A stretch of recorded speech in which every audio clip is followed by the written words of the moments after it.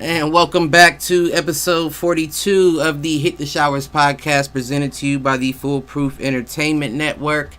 As always, I am your host, Clifford Jordan Jennings. I do not have my point man and co-host, Malcolm. I don't know what his weak ass is doing, but good riddance, son of a bitch. But we do have Pops in the building. What's going on? Hey, what's going on, all you shower heads? Glad to be back. You know? And familiar faces. He's been back with us. This isn't twice in a row, is it? No, I don't think Oh, so. the time before last weekend, I believe. Yeah, I think you're right. I don't know. But we got Shit. Michael Reggie in the building. What's good? What's going on? Listen. Cliff and I decided one night wasn't enough for us this week, so we're going back. Had to go back to back like the Bulls 96. But there's honestly not a lot going on. I did see a few things that caught my eye. I definitely saw that the Bears did state that they are going with Dalton to start the season. Yes, sir. And Field said that he agrees that he should start the season, and I think that kind of goes into what we were talking about last week, where I would kind of prefer to see young quarterbacks get to see the vets take snaps before they just jump in there. Right. So they can learn, hear what's going on, get an idea what to expect, as opposed to just being baptized by fire. So I don't think that's a bad thing, but one of my questions that I saw from that, do you think that this means that Dalton just plays the whole season? No. Because if you don't think? No. I mean, here's the deal: is that one, I don't know that it's as set as they're making it sound right now. Something could go down in preseason, and they could be like, "Holy shit." Right, good point. The real deal. Second of all, that's a long season, man, and Dalton, I don't know that he's going to make it through a whole season. He's getting up there. He takes one or two shots. Gets real quick to hey, we got this young buck. We might as well see what he can do. Talking to the old ball coach in the ear, we'll see. But what do you think, Pops? I agree. I think that Dalton will start out the year. If he's on fire, I agree. Let him sit. But I don't think Dalton has not shown me that he can carry the team to where you want to keep him in the hot seat. So my point is let him roll for a while. He starts messing up. Let the young boy learn a little bit, and he's going to take over. Right. And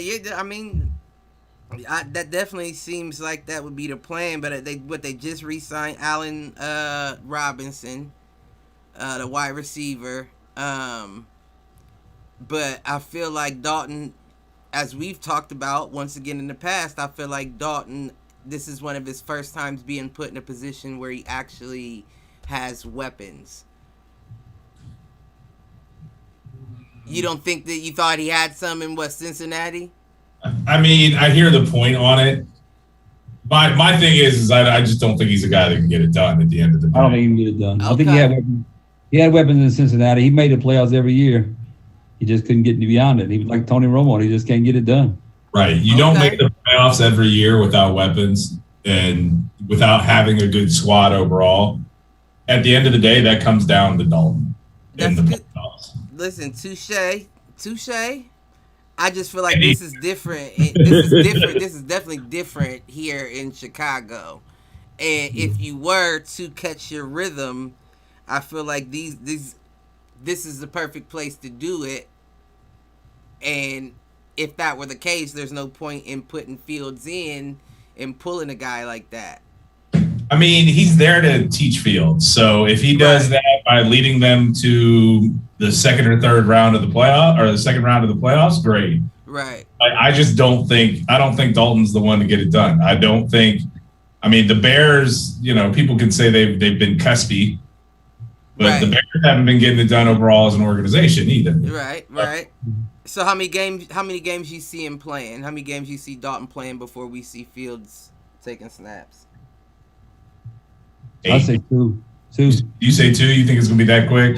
I think it gets to the midpoint of the season, barring an injury. Okay. I'll say 2 or 3. I was kind of right in the middle of y'all. I was thinking like 6. Okay. I'll say Chicago is one of them towns that they want to win and win now. And if Dalton ain't producing, That's a good point. now if he's producing, I see him. He might make 6. But if he's not, honestly, if he's producing, he may stay in the whole season. That was my original question. So if he's not producing so far, they were talking about that he's not looking that good in training camp. Really? Yeah, they said that he was not looking good in OTAs. The team actually likes the fact that Justin Fields throws a beautiful deep ball. The receivers love him.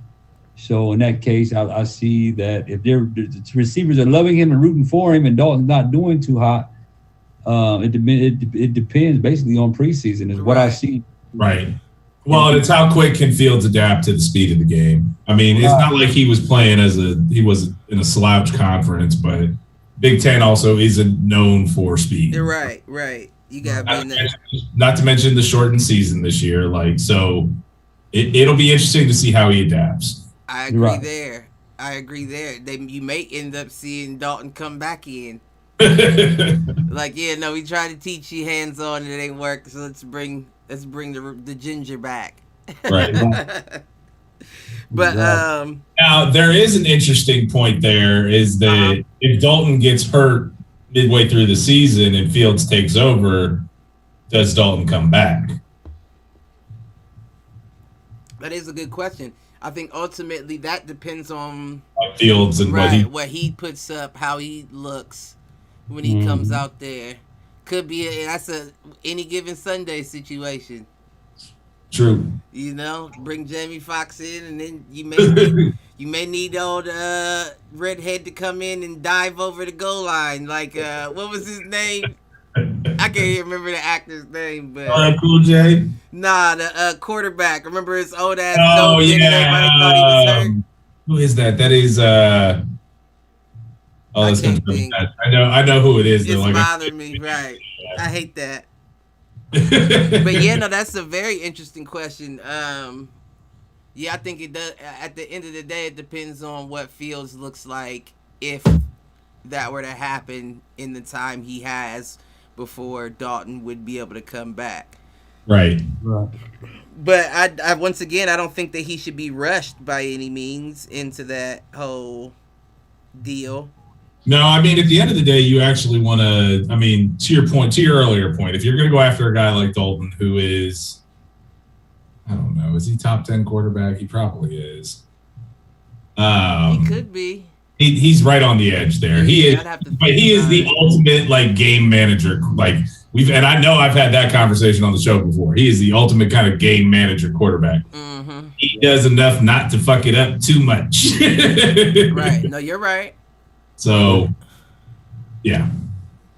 Is Dalton, and I know that a lot of people are going to be like, hell no. But is Dalton and Carr in the same boat? Like the same group? I think Carr's a little better than Dalton. I agree, but I just give you a thumbs up. Yeah, I just thought that in a sense of decent throughout the season, but once again can't get it done when the pressure's on. Right. So probably again, I think they are both towards that. They're probably close to top 10, top 12, but they're both at the low end of that. How old is Carr? I think Carr's like 28. Okay. He's only been in the league 8 years. Okay. So maybe 30, 31. The way Malcolm lumps together all them quarterbacks, the Fitzpatricks, and I'm going to have to start my own lump, and I'm going to put Dalton and Carr in it together so far until I can think of another. Honestly, Fitzpatrick probably fits that.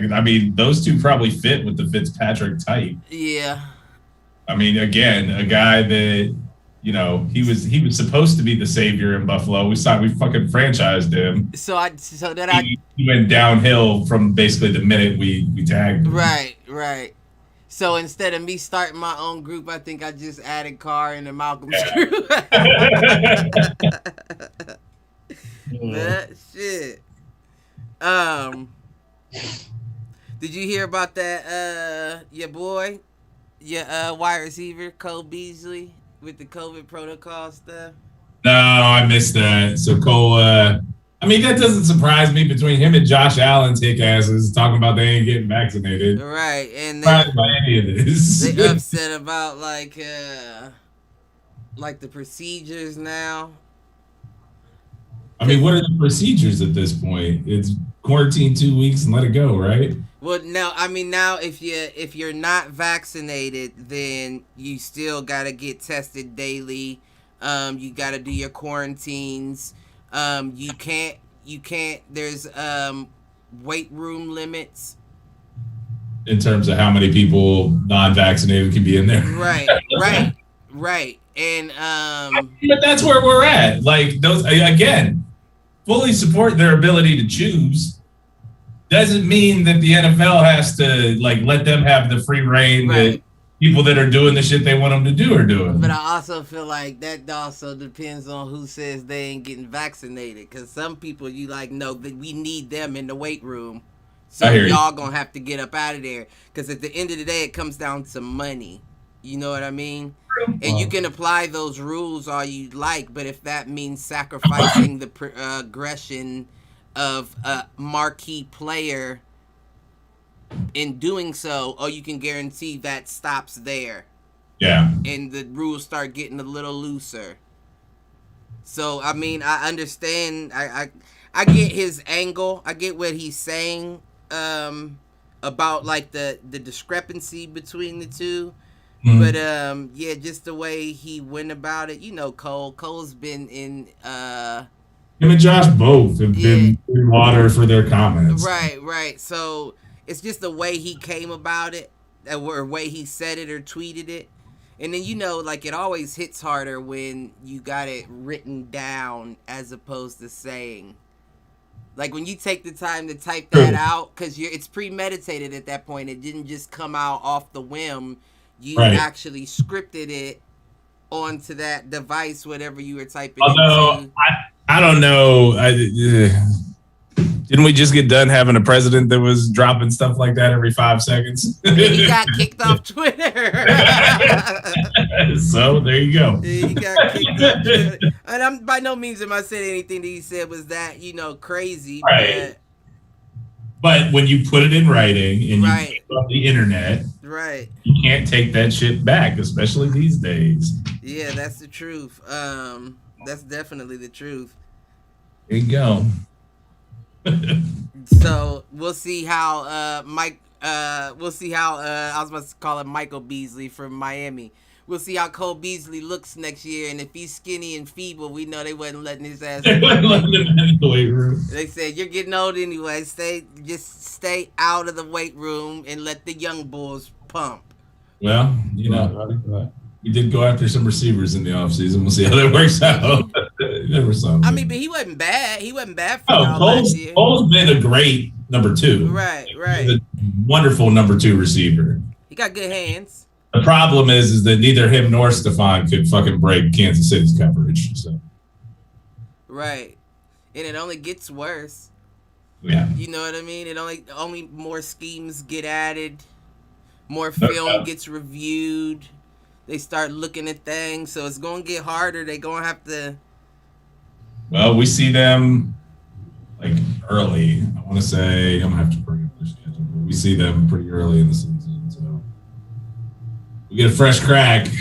We'll see how that... That's the game I wanted to see, too. I wanted to see that Super Bowl game. Week 5. Week 5? Yeah. Does, the NFL pass do they have an app? No, so the NFL is the dumbest out of all the fucking sports networks. You gotta go through cable to get it. Basically, and it's not even cable. You can only still go through DirecTV to get it. Oh, really? Which is why I do it the way I do it. Right. And I'm not mad at you for doing it that way. I mean, like, that's the thing. Every other sports network, whether it's the NFL or the NHL, the NBA, MLB actually has done it the best, and they were actually the pioneers, really. Like How they they do were it? the first one to do a standalone app, and for like you can subscribe directly to it. You don't need to go through a cable provider. You don't need any of that stuff. Right. I think NBA and I think NHL both do the same way now. NFL is the only one that, and I'm sure it's tied up in TV money. I'm sure it's tied up in contracts with NBC and whoever. Right. But what pisses me off is that, Right. fine, I get that. What the fuck are people in like who aren't in local markets supposed to do to watch their team? You're not giving them any options. I'm sorry, I'm not going to be a fucking DirecTV subscriber. I'm not doing it. Satellite and Ohio weather don't go well together. You are absolutely correct. You are absolutely correct. And then what if you're in an apartment? They can't have like a whole bunch of satellites hanging off of every floor because they want to watch the NFL. There are some things I think with, well, I don't know. It's weird. It's one of those things that like if you have access to DirecTV, the only way to get NFL ticket is through DirecTV. So what's that mean? I don't know how that works in like the apartment scenario. Right. I feel like you can get access to local games, but you can't get access to out of market. The way they have it set up is just fucking stupid. Right. It should be all games available on the app. There you go, done. You damn near gotta go to the bar just to watch a game if you don't have it at the house. NFL's promoting DUIs. Exactly. Hot takes, allegedly. Either that or they're promoting Uber and Lyft. Okay, that's the reasonable way to think of things. But reasonable was no fun. You know they don't give a shit about domestic violence, so. Well, you know that. We know that. Might as well throw a DUI or two in there. That's probably what happened. They got that. The DUI and slow them down, and then they escalated to the DV. DUIs are gateway crimes. It's probably not wrong. Okay. DUIs are the marijuana of the the NFL crimes. Now, if he escalates past domestic violence, you got an Aaron Hernandez. Allegedly. The lawyer lady up there in the booth is telling me to say allegedly. Be right, lady. Mm-hmm. Man, that's funny though. That is funny. What about see, I'm waiting on Britt. She was logging in. She said, I got some questions I want to ask her. That's like when you say you're on the way to the crib and you live 5 minutes away and I'll see you for half an hour. Listen, I gotta take, sometimes there's stops that need to be made. I get it. That Speedway's is a hot spot. And they always only got 2 cashiers. No matter what. The line could be out the door and they got 2 cashiers. The manager is busy putting stuff on shelves. Right. Every time. Every trip. You can guarantee that's what's happening. So, Mike, what do you think about Buffalo getting the new stadium? So I mean, Orchard Park's old as shit. It's not surprising to me. It's probably overdue. I think it's sad to see that kind of history go away, though. But at this point, like, I don't know that you could modernize Orchard Park. What they say 2025 is when they will be done. They're actually wait till 2026 or 27. That makes sense. I mean, that tracks those kind of stadium builds. I mean, we're seeing it right now we're seeing it right now with like the new Crew Stadium. So what are they still going to play there? Wow. It's kind of a long time away considering that the Oakland got theirs done in a year. Well, yeah, the thing is, Oakland, what fucking weather you got to worry about? You can work all year on it in Oakland. Vegas, you can't do that in Buffalo. You can't be pouring concrete basically from the month of November through May 31st in Buffalo because you are not past the freeze point. We went camping there over Memorial Day weekend. I'm pretty sure I saw snow at one point. Yeah, I got you. I feel you. So that's the reason, and that's the reason why those kind of big that's also probably the reason why it's been so long they did something. What's up? Me fucking up. I pulled something up on the screen. It's good though. Oh, there we go. Yeah. Zach Wilson got private workouts going on too as well. Oh, for real? Yeah, Zach Wilson called all his receivers out, his offense, and they're trying to put stuff together. He wants to do his off time, so they can get on the same page. I mean, there you go. Yeah, I So mean that's good. Not a bad thing. That's I'm the- starting to see it now with leadership. Yeah. That's that Brady blueprint. Right. What right. up? What up? What's going on? You got they say your boy Joe Burrow's ahead of schedule. They said he should be on track to be the day one starter. He should be back on track. I figured that.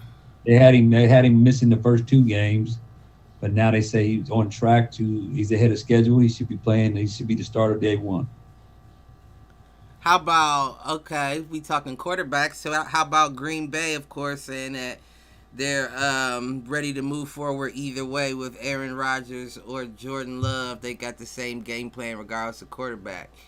But they said one of the ex-GMs for there's a GM, I'm going to say ex-GM, but there's a GM that's not affiliated now with the Green Bay Packers, said that no one on the team really liked Aaron Rodgers and they really wasn't feeling Aaron Rodgers, but they actually played for Aaron Rodgers because they said he was really good at he helped you put food on your plate. Right. So I didn't hear that. I mean, he knows how to distribute the ball. Yeah, he distributed the ball well to where the point you could put food on your plate, so you played with him, but you really wasn't feeling him. Somehow I have a feeling that that's what people think of Ben Roethlisberger as well. I don't know that for a fact. I just know some of the early drama around him. I would not be surprised if people feel the same way about Ben that it sounds like they're saying about Rodgers. He's, again, another guy that knows how to distribute the ball, can get the ball to where it needs to go. So you're going to eat. You're working with Ben, but there's also reasons why you wouldn't like the dude. So. Right. Yeah, you put food on my table. I love you for that fact. The truth of the matter is, don't talk to me. If it's only business, dude. We don't need to talk on my side. Yeah. Well, my question really is, can you keep the same game plan? You know, like you got the game plan regardless of quarterback. That sounds, I don't know if it sounds crazy, but you got to think Aaron Rodgers. That's like one of the best quarterbacks ever. Right. And then you got a kid who's taking no snaps. He has no reps. There's no stats for him. There's no stats for him anywhere. He's statless. So it's like, I don't know if you can keep that same game plan or I mean, I guess you can, but I don't know how effective it is. I would say, Go I would say you keep the same game plan. You can roll with the same game plan, whether he has stats or not. I mean, that's just like a rookie coming in. He's been there for, a year or two? So technically, he has been working under Aaron Rodgers. He does know the game plan. He's not new coming in. He's got a year or two experience in the NFL with the Green Bay Packers, so he knows how they run the organization. Right. He knows the plays.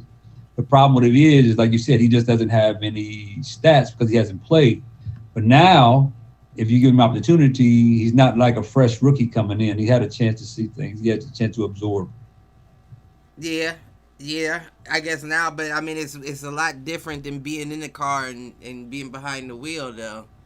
That's true, but I mean, at the same time, that whole "you're only one play away" mentality, like he's to your point.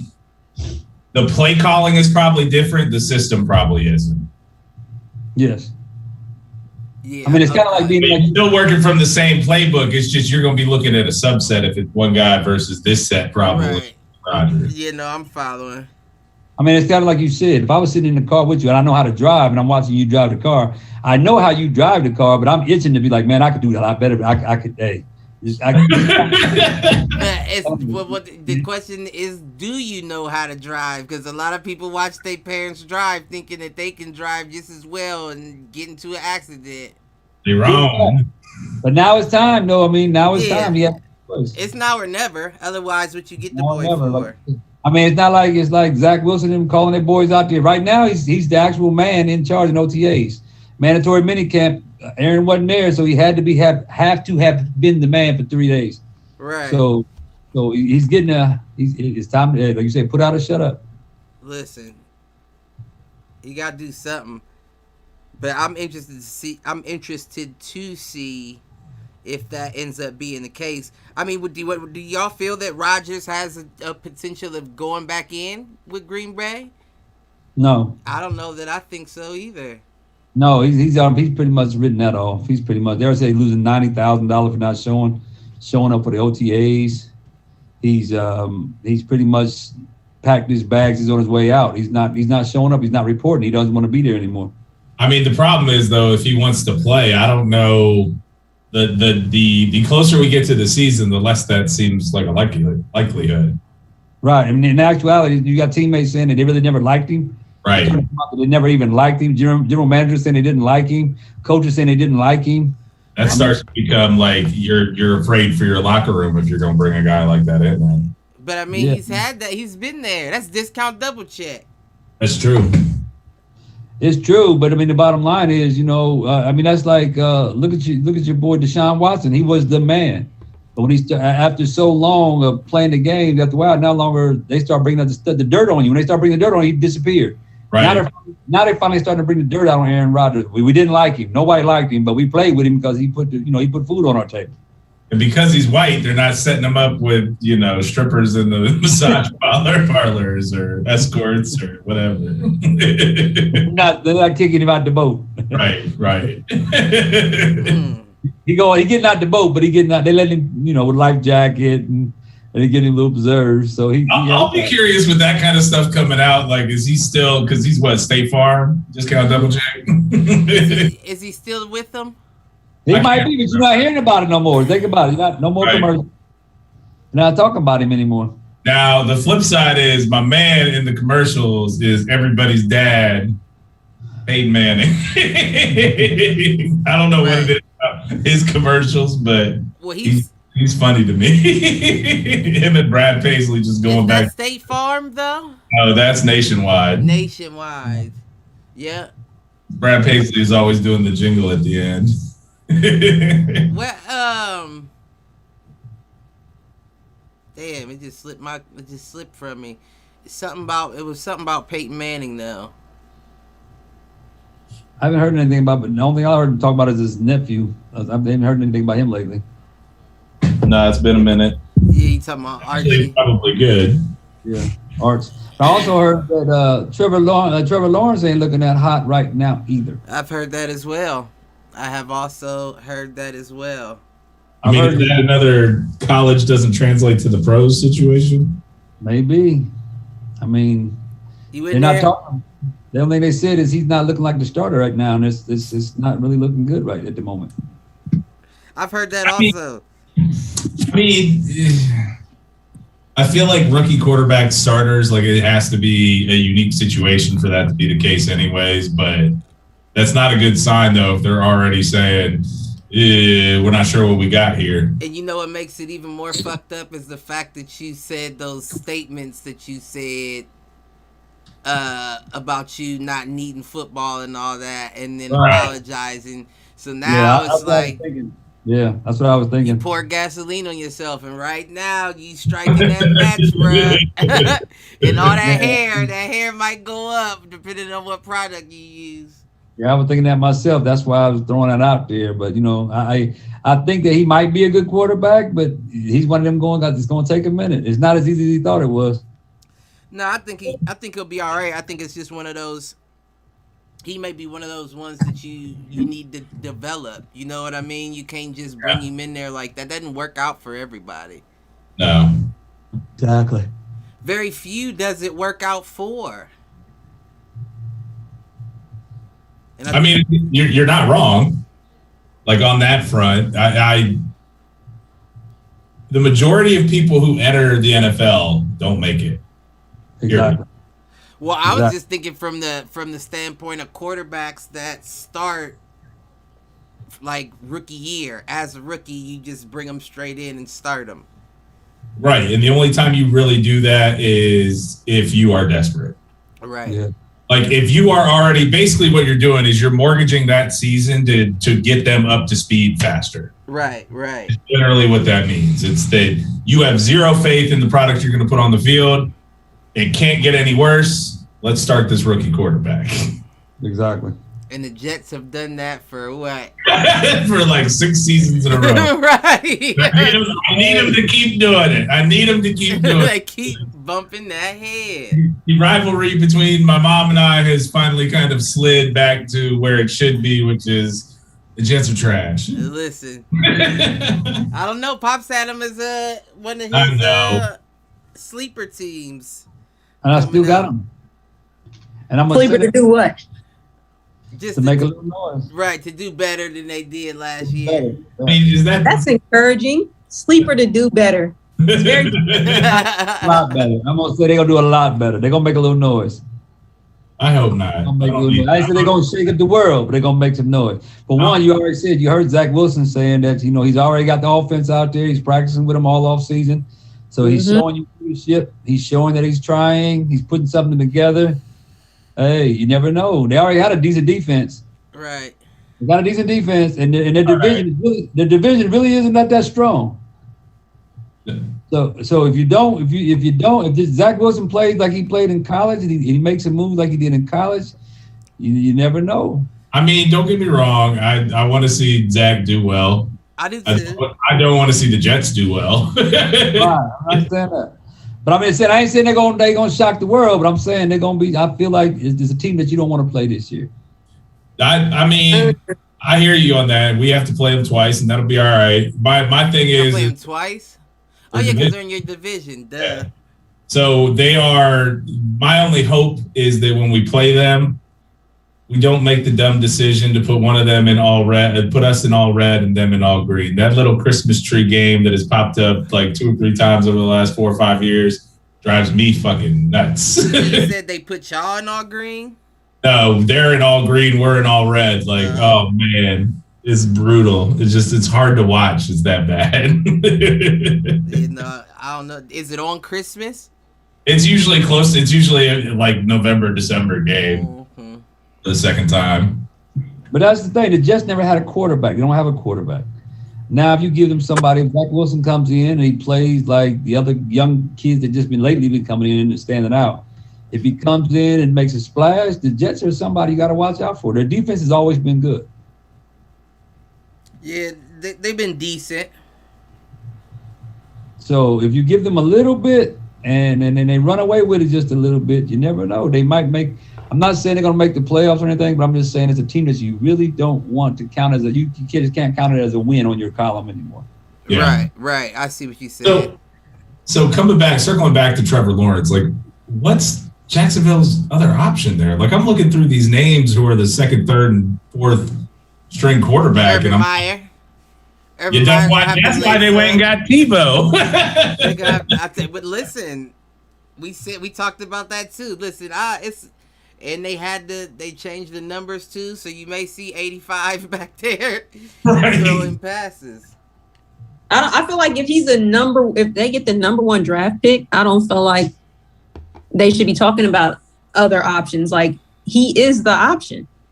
I don't feel like, if you're number 1, if you go as a number 1 QB, especially in this day and age, you are the number 1 option. I'm not thinking about another option. You better perform. But what if he gets hit or gets hurt?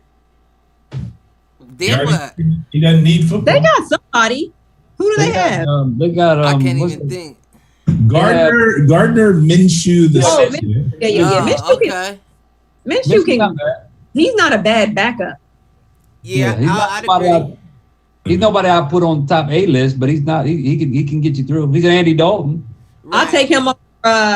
Over Tebow? You said you take him over who, Britt? I'll take him over our backup. Who's our backup? I forget the guy's name. I know who it is. It's not Whedon, is it? It's Isn't it Whedon? I would take him over. I'll take Minshew over who we got. Who the Browns at? I can't remember who you got. I know. I'm trying to it is Whedon. Look it up right now. Case Keenum. Keenum? Yeah, that's who. Okay, yeah. I'll take him over Keenum. Yeah, no, that ain't as bad as I thought it was. You can't put a lot of stock in a number 1 pick. Look at Arnett. He's on his way out the door. That's what I'm saying though is again, the majority of people who get drafted do not pan out. The NFL, and this is something that I talk to high school players about all the time. You have about 1% of the high school population that plays football. Maybe more in certain areas like Ohio, Texas, California, Florida. And actually, Texas and California, less so because just greater population numbers. You have 1% of that body that plays college or high school football. 1% of those go on to play college, and less than 1% of those go on to the pros. Right. And even the guys that go on to the pros, what's the average career in the NFL? About 4. It's about 2.5, 3, because all the people who are only there for a year right. That makes sense. That doesn't count the guys that don't make it to the season, who were in camps and stuff like that before the season started. Right. So, again, doesn't matter if you're number one pick. Odds are still that you ain't gonna be there long. Right. Well, I agree when you're talking about a quarterback, though. When you bring in, typically, if you are the number one pick as a quarterback, you get your 3 years. It's not a lot of them that I can think of that number one and didn't get more than their 3 years. Marcus Russell. He didn't get 3 years? No, he got 2. He did get 2, huh? Who did you say?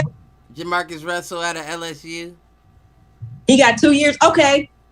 But the majority of them are getting their 3, maybe a little bit more. Which is fine, but that doesn't mean that they ever go on to start.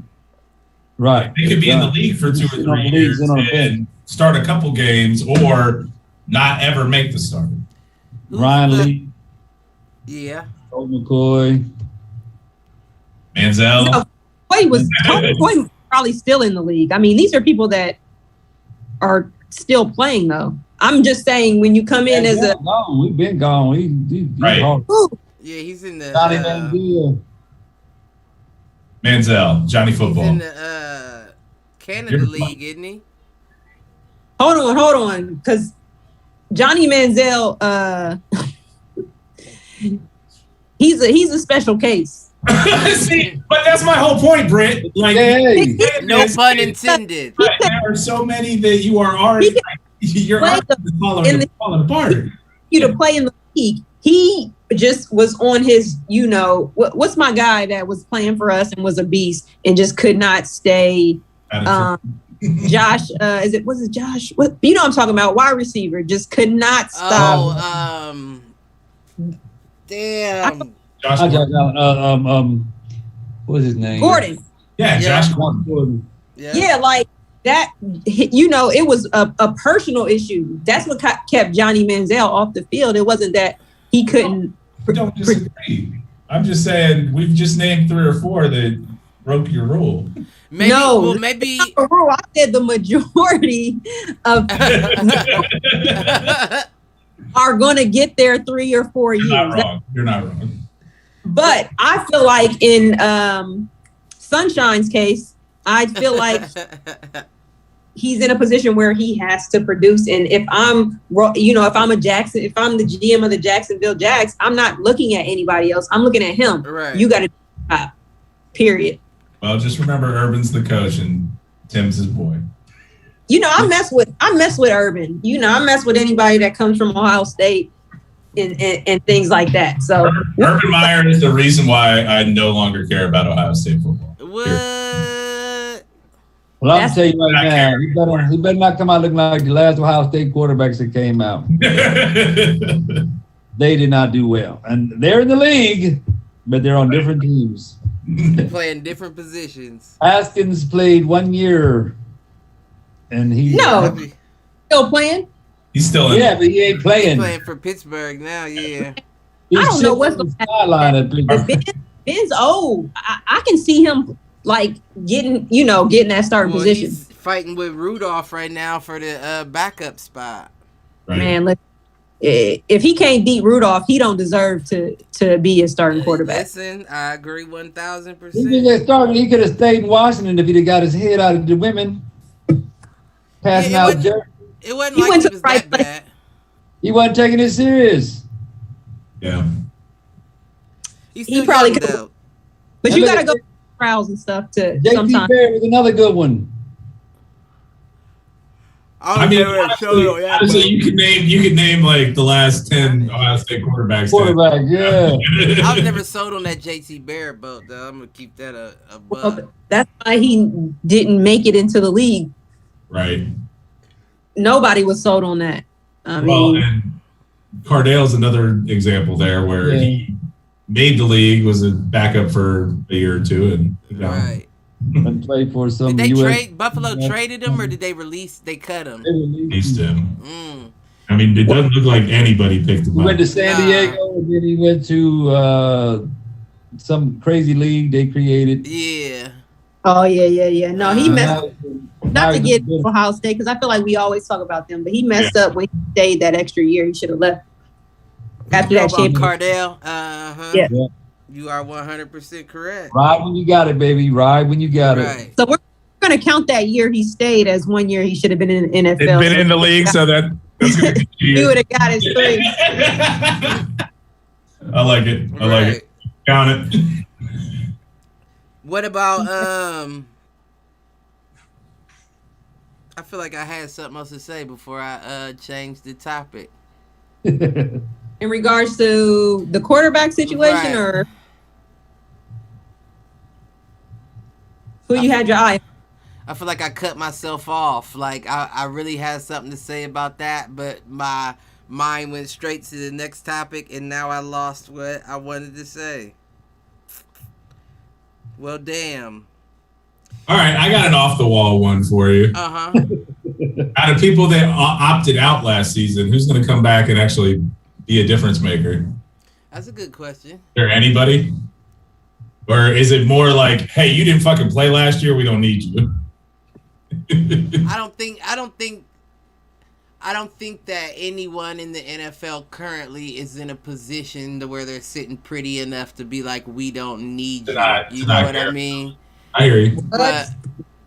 But I don't know. But I don't know to answer your question.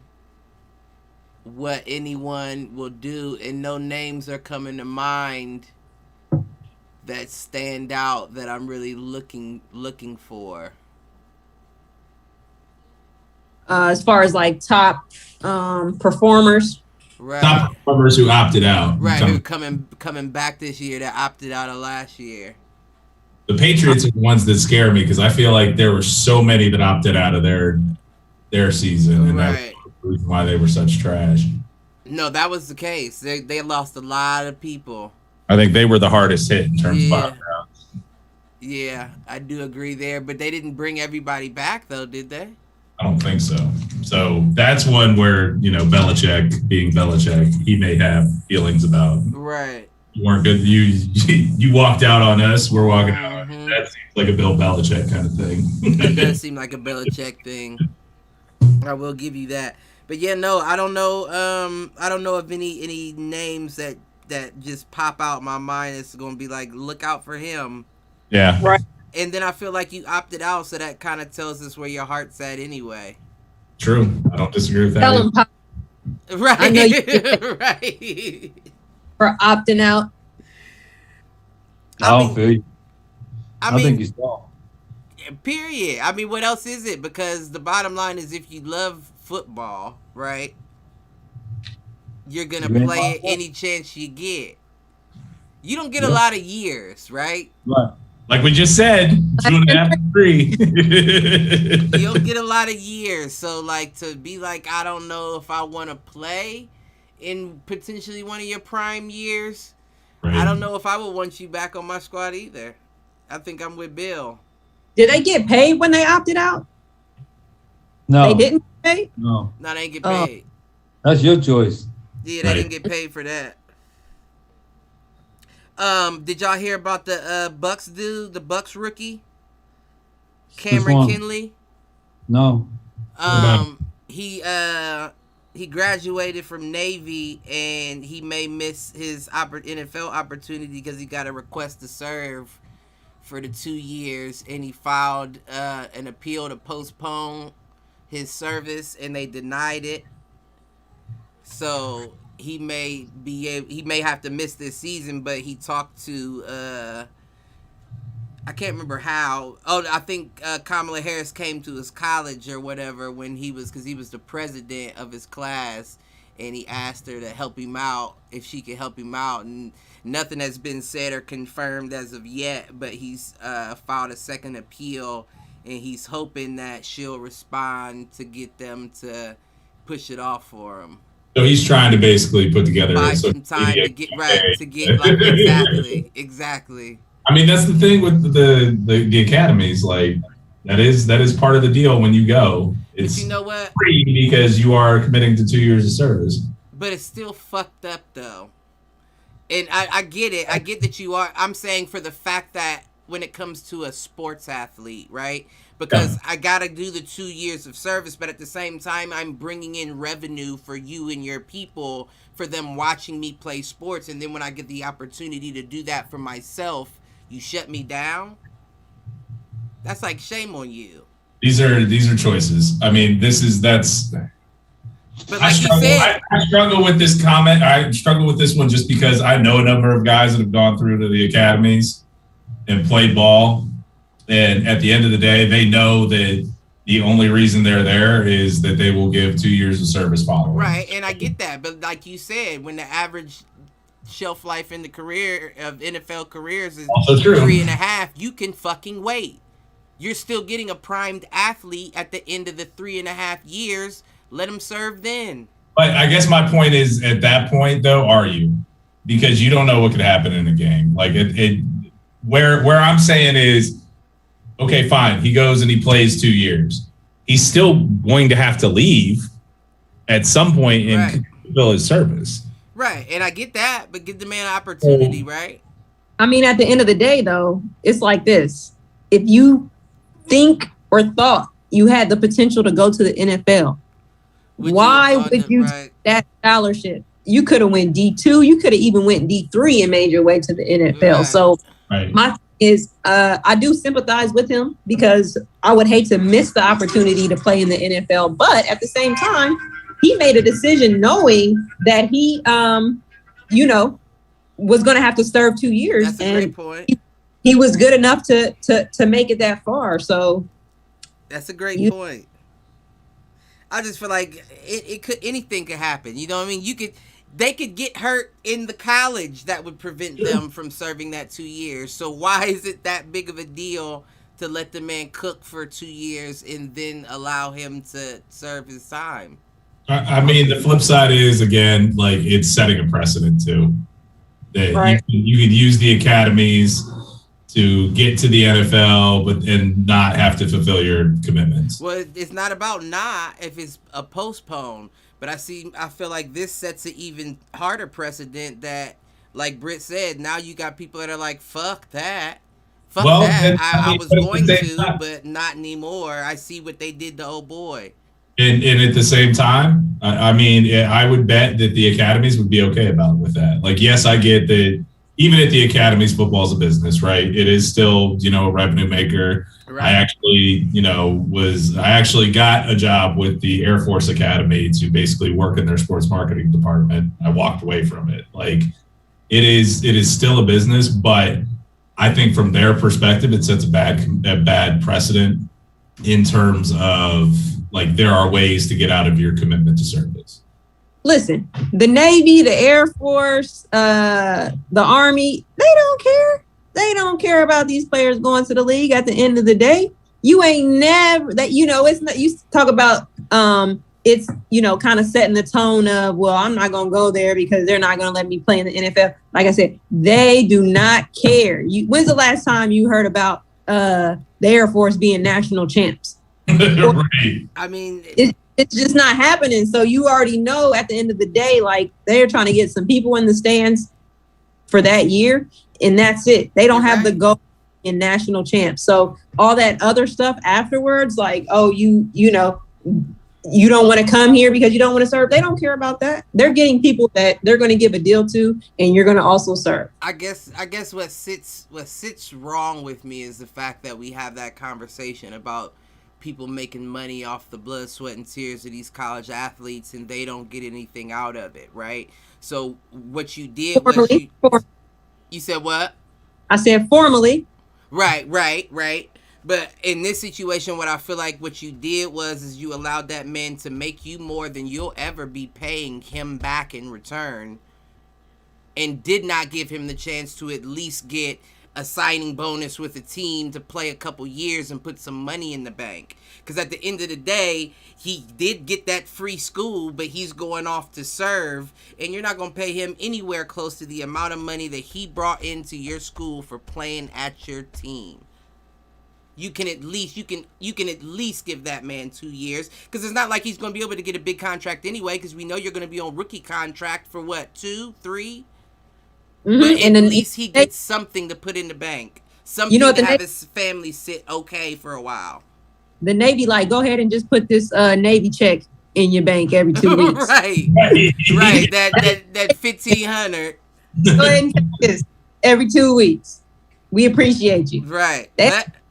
You know, like you know, with anything, it's a business. And, people just don't care. You know, they're going to do what fits them. So, I mean, we can't really expect these organizations to think of it and you know, have that type of compassion. Right. It's a business. Right. And you are 100% correct. Like you said, if he thought that he had that path to the NFL like that, he could have picked any other school to go to. But the thing was, he came from a family of Navy generals that all graduated from there with certain honor. So he wanted to keep the tradition alive. So really, I guess if you want to be mad at anybody, be mad at your general ass father. He came from a generation of Navy generals with no football talent. Not saying no football talent, but less football. I know what you're saying. I know what you're saying. So if he, like I said, for him to follow that line, then his end goal should have been to be a Navy general. Right. If that's not go, then don't go there, man. You should have went somewhere. But I think he graduated as something. He graduated as something crazy, like a general, or it was like something crazy.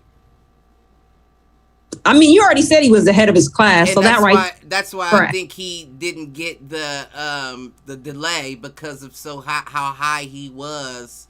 That they like, motherfucker, we need you. Like, it ain't like you a private, motherfucker, pack your ass up and come on. Exactly. And they value intelligence, you know. So, sorry, buddy. We'll see how it goes. We'll see if Kamala can help you. This would be the first. Wouldn't it be ironic, too? It'd be the first black man she set free instead of locked up.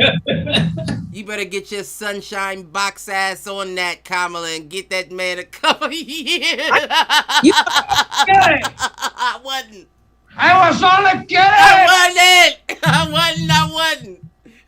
Do what you gotta do, Kamala. I heard you good at. No, I'm just playing. No, I was kidding. All right. I was kidding. Right. Run that back.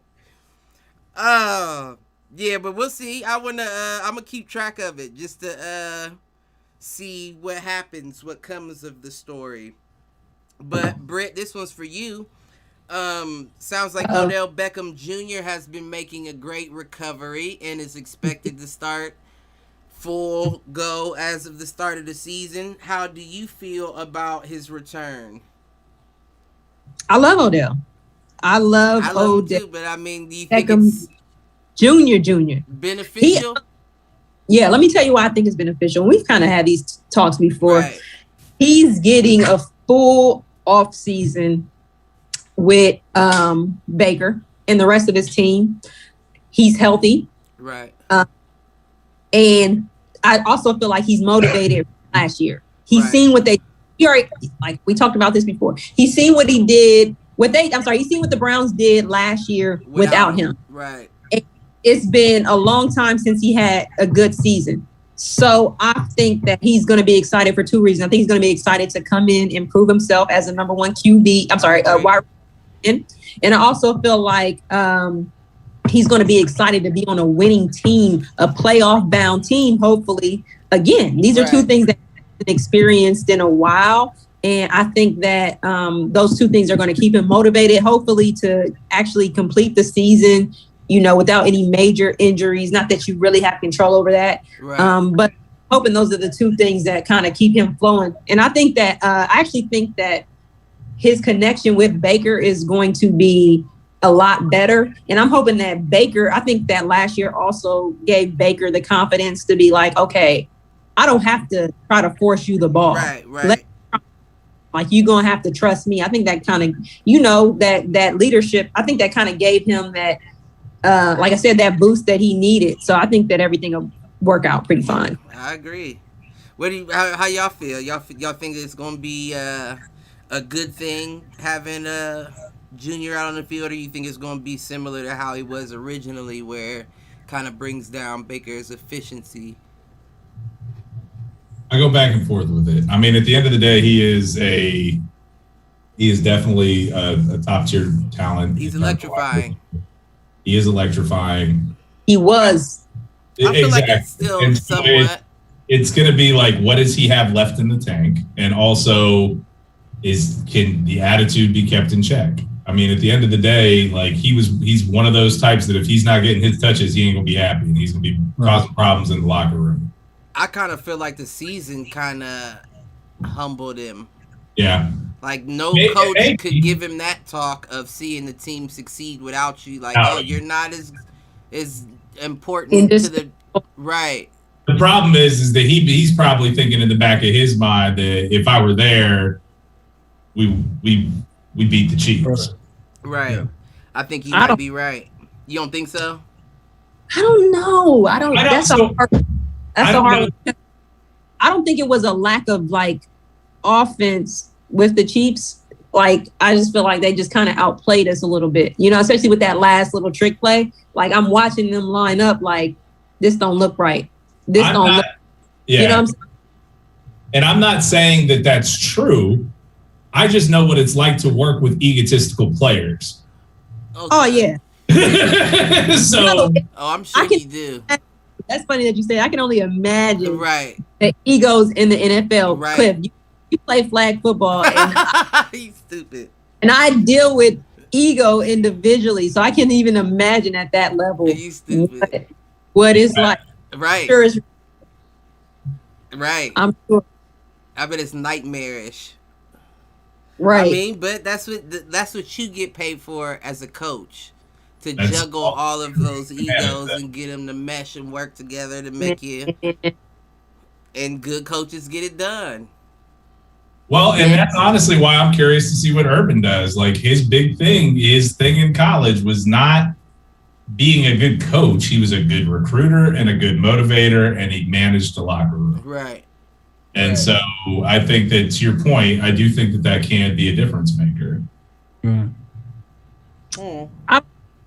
I think that the NFL in comparison to college is such a different game. Like, you really have to just kind of like.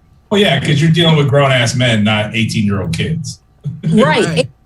And your leverage is not the same. Like a college coach, especially for Ohio State, you have way more power than the coach of the Jags. You know what I'm saying? Like, right. As far as, what you can make happen, et cetera, et cetera. Yeah. But going back to what I was originally going to say, I actually think that you have to be more mannish in the NFL. Like, you have to be more aggressive, like, so more whatever and is in Urban mind, you don't have to let it all out. Like, you know what I'm saying?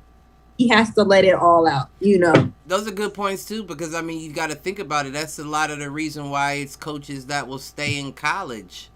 Well, no, and I actually think that that's where I'm going to be curious with Urban. Like, he can be an intimidating presence to an 18 or 22-year-old kid. Right. I don't know if that style is going to work in the NFL. Right. You will have guys in that locker room who've been in the league longer than he has and are not going to have, that innate respect for him. Right. No, well, I was saying he's an intimidating presence to high school, college kids, because at the end of the day, they want to play for they want to be a Buckeye. They pay for that big school. They want all the perks that come with playing with Ohio State, one of the biggest colleges in the United States. So he has that backing him. He doesn't have anything backing him in the NFL. Like, players don't care if they play for the Jags or if they play for the Jets. Right, I'm already here. They want to play. So it's like you don't have that organization behind you. So he really is going to have to, like I said, he's going to have to get out there and show us what type of dog is really in him. And I'm curious to see what type of dog is in him. You know what? It's funny that you made that point, because I'm starting to question, does Urban not have that? And does that kind of tell you why he tries to recruit the coaches that he does? You don't think he has any dog in him? You know what I mean? Well, I say that to say with the dude from Florida that he brought to Ohio State that he got into that big controversy with. Dude from Oregon that he brought to Jacksonville. And when I think about the backgrounds of those coaches, they were both aggressive towards the players. You know what I mean? And I feel like that's Urban's way of playing good cop, bad cop. We all know he's a bad cop. The public knows he's a bad cop. So that makes it even easier for me to play good cop. You know what? I'm agreeing with you in the fact that I think that Urban was very diplomatic in how he handled himself at the college level. I don't think being diplomatic at the NFL level is going to help you much. I agree. That's why you got to just straight up be a dog. You know what I'm saying? He got to let that dog come out of him at the NFL level. I think that was smart of him at the college level. So he really has to change his game. Like we talk about, LeBron needs to change his game going forward. Right. Has to change his game going forward. Yeah. How much easier or harder is that for a coach than an athlete? You understand? And Mike, that might be a little geared towards you. You understand the question I'm trying to make? Like, so a part of me feels like it may be easier for the athlete to make the adjustments than the coach to make the adjustments around everyone. Completely agree. And at the end of the day, like the players are what wield the actual power in the locker room in the NFL. It's right. not, right. And that's not to say that there aren't coaches that are loved and respected, but that's where I'm like, Urban's entire game, and having heard him speak at conferences and all that kind of shit, his game is, if you have the best talent on the field, you win. And he does a good job of building relationships with people. That being said, what I've heard from people on his staff, because I've got 2 friends that have worked for him directly. Right. Dude is an asshole. I bet. And he rules with an iron fist at least in college locker rooms. Mm-hmm. I don't know that again, it comes back to, are players going to respond to that, or are they going to be like, fuck off? Right. Fuck off, Urban. Like, you know what? You've only been here a year. Who the fuck are you?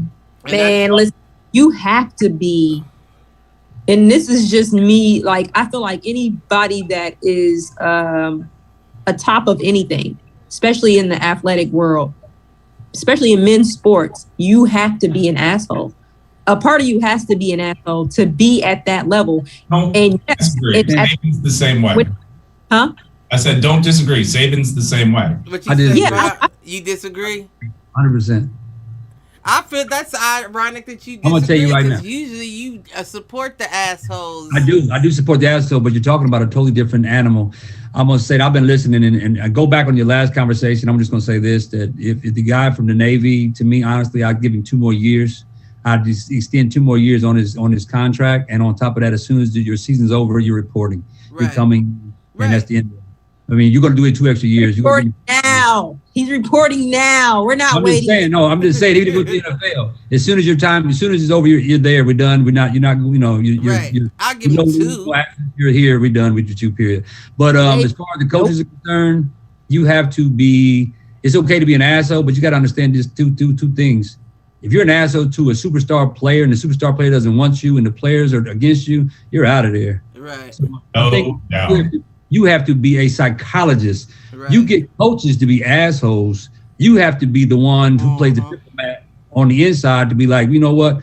I don't like how he's playing. I want you to get in his ass. I want you to fix this shit. It's going to stop right now. I'm not going to allow it to happen. He's your man. You make it happen. Right. And he's got to go be the asshole. And when the player comes to complain to me, it's like, look, man, I understand where you're coming from. That's I understand where you're coming from. We got to try to make this work. Right. You got to be a psychiatrist, and you really basically got to be the jack of all trades, because you got to know how to motivate each and every single diva. I ain't going to say player. I'm saying divas on your team. So if you're the asshole and this player don't like you and this player's bringing in money, you can best believe your team as a coach is going to be gone, because while he's a superstar, for one, he's going to make you look bad. He's going to say you calling bad plays, you're doing this, he's going to go to management, you looking bad, they're going to get rid of you.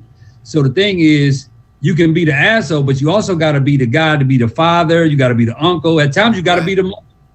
Sometimes you got to be the asshole and look bad. Like, you know what, you're right. You know what, I made a bad call. And you know what, that's mean you just talk about this. Maybe you and your coach, we ought to get together. We ought to talk about this and see where you're coming from, see where your head is coming from. Let's see if we can put this together. You got to be a very smart man. You just can't come out and jump on your players. If you do it, they're not going to respect you. If they don't respect you, you're on your way out. You think Urban has that in him?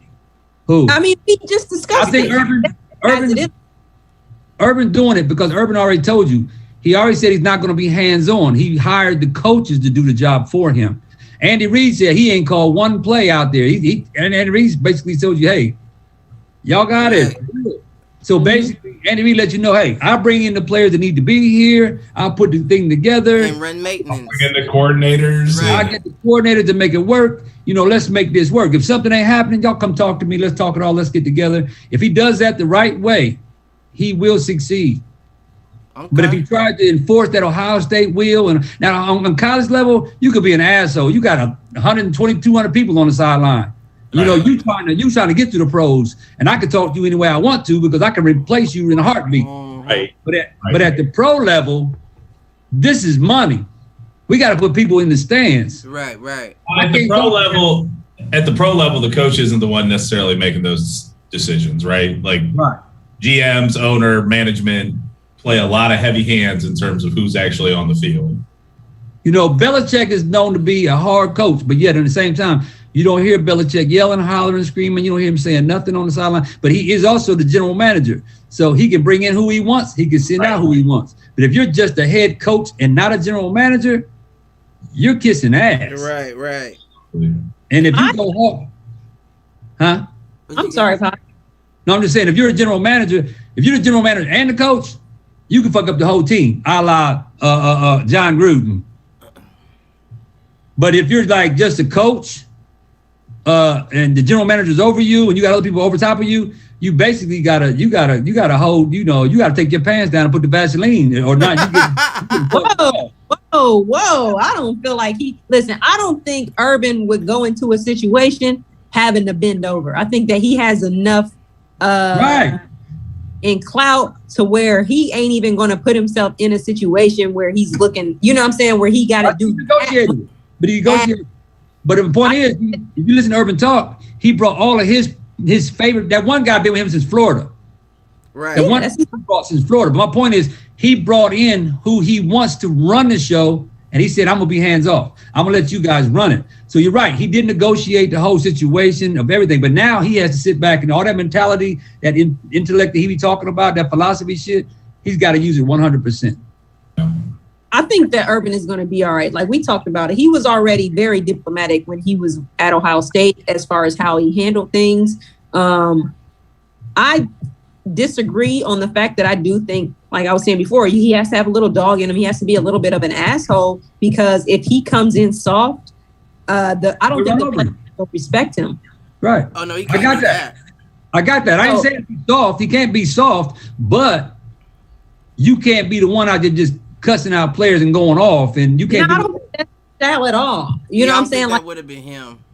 I think that he's gonna get in their ass, but at the same time, like he knows the rules. I think he's real familiar with the rules, and he's coached at some of the top colleges as far as football goes. So I mean, he's used to being on the big stage. He's used to that type of pressure. I agree so with that. I think that he will do fine as far as navigating his way through coaching. But what only part that I'm worried about is, are you going to be dog enough? You know what I'm saying? Are you going to have enough, gruff in you to where these players respect you, because they're going to try you. Right. For sure. They're going to try you. So do you have enough dog in you to, basically counter whatever they throw at you? Because in the past, like we talked about at Ohio State, he always had the college backing him. We knew the college. He had the upper hand. But here's what I was saying. Here's what I was saying. And I'm going to give you two coaches. Mm-hmm. John Gruden came in trying to be a dog, and all his best players left. Now he's starting over, and we have been looking like shit ever since 10. We lost Khalil Mack. We lost Amari Cooper. We lost all these players in the very first year he got there. They didn't want to play. But then you look at this, another one. And Britt, you know this one. Hugh Jackson tried to be a dog. Man, okay, listen. It's my team. It's my team. They're going to do what I say. And his ass is now on a college level offensive coordinator, not in the NFL anymore. Singletary, another good example. I want to respond to that really quick, Pops. Go ahead. You just named two coaches to me. No offense to them, because I actually, like them personally. So I just want to say that. You named two people to me that don't have dog in them. Who? Yeah, to me, John Gruden. John Gruden cuss you out in a heartbeat. Yeah, that's fine. But at the same time, is he rattling their souls when he cuss you out? I don't feel like he's cussing you out. They call him Chucky. They call him Chucky because he goes off for the players. Matter of fact, you can go back to Lane Kiffin. Lane Kiffin was in the NFL, tried that same that same toughness. Now he's coaching at a low college level. They come in trying to be hard to these players, and these players will boot you out. Real quick, my thing is just in a defense. I don't know. Was it so much that Omari Cooper in them got left or got traded? They got traded, but the bottom line is they were superstars. And John Gruden tried to make them look like the bad guys so he can get rid of them. Right. So he wouldn't get a bad name for himself. Right. But yet, to this day, they're saying that he's a knowledgeable coach, but he can't lead a team because the team, every time he gets a good player, they leave. Every time he gets a good player, they're gone. And to my point, he is not naturally, even though he tried to make himself become that, he's not naturally like a dog. He's not naturally that asshole type of player. He might feel like he needs to be, but I don't think that's natural for him. And that's why it's not coming off well. Some coaches just look like and act like straight up assholes. Like it's a part of them. I don't think that like Urban Meyer being a straight up asshole, I don't think it would come off well. I think he does need to be tough, but I don't think him being a straight up asshole would come off well. And I think that's probably what Gruden's problem is. And who you say, Hugh Jackson, Lane Kiffin. He doesn't have asshole in him. Like, I'm not saying he can't be mean. Anybody can be mean, but like that to actually be like a part of who you really are. Like he's very diplomatic in some of his responses and stuff like that. Like he doesn't want to ruffle any feathers. So if you feel that way, don't flip it when you on the field and try to be an asshole to me, because I already see like you're you know what I'm saying, like you're conscious of what's going on. You don't want to be an asshole when here. Don't try to be an asshole with me. Like I feel like players pick up on that and they will respect that. Well, I say this about Gruden because of the fact that I've been reading all the articles on him, and if you listen to the players talk, they all say they respect him, but the problem is, if you don't do it his way, you are off. You're no longer in his. Once he has a thing against you, you no longer see the field anymore. Once he tells you to do it one certain way, you do it your way. And if he starts looking down on you, you're on your way out of the door. That's why Damon Arnett tried to do his best, but Damon Arnett, they made the comment, he's more about his music than he is about football, and he's on his way out. He was a number one pick, and he's on his way out the very next year. They already said they're replacing him. So they said once you get on John Gruden's bad side, you pretty much signed your death certificate. He's sending you out of the door. Sounds like he's stubborn. Right. And he's telling you how he wants it. And if you ain't going to do it my way, you got to go. Right. And that's his problem. he will not accept, like everybody on that team, we already made it very clear. When he won that year with Tampa Bay Buccaneers, everybody said that was Tony Dungy's team. So now John Gruden said, it was Tony Dungy's team, and not only that, but you beat the team that you played against. You coached. Right. So it was like that's an asterisk next to your win, not the players, but your win gets an asterisk. Somebody you already knew it. So now they saying he got rid of everybody because of the fact he said he's gonna start over from scratch. He's gonna have his own team. So They're nobody gonna can say it again. And ain't nobody gonna say nothing about me no more. We're gonna win my team. And they come in and they say that he makes bad choices. Why do he make bad choices? Because he tells them what to do. They want to do it their way. You gotta go. He's not going. You got to do it. Get Carr's ass the fuck up out of here. Yeah, for some odd reason, he likes Carr. I don't know, but no, deep, Omar Epps. Omar Epps. What are you doing in football? I said he in too deep. He moved next to him. He got a house next to him.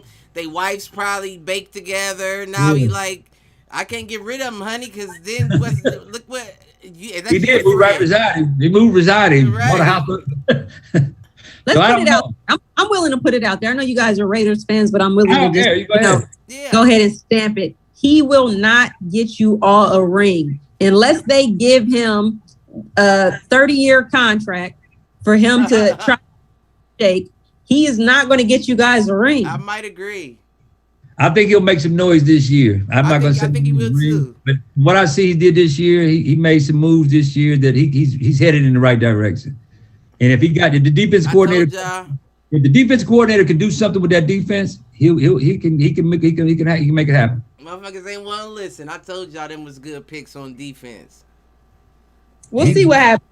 No, we definitely gotta wait and see. But I'm telling y'all, I said it now. I'm gonna say it again. Just wait for that. I told y'all.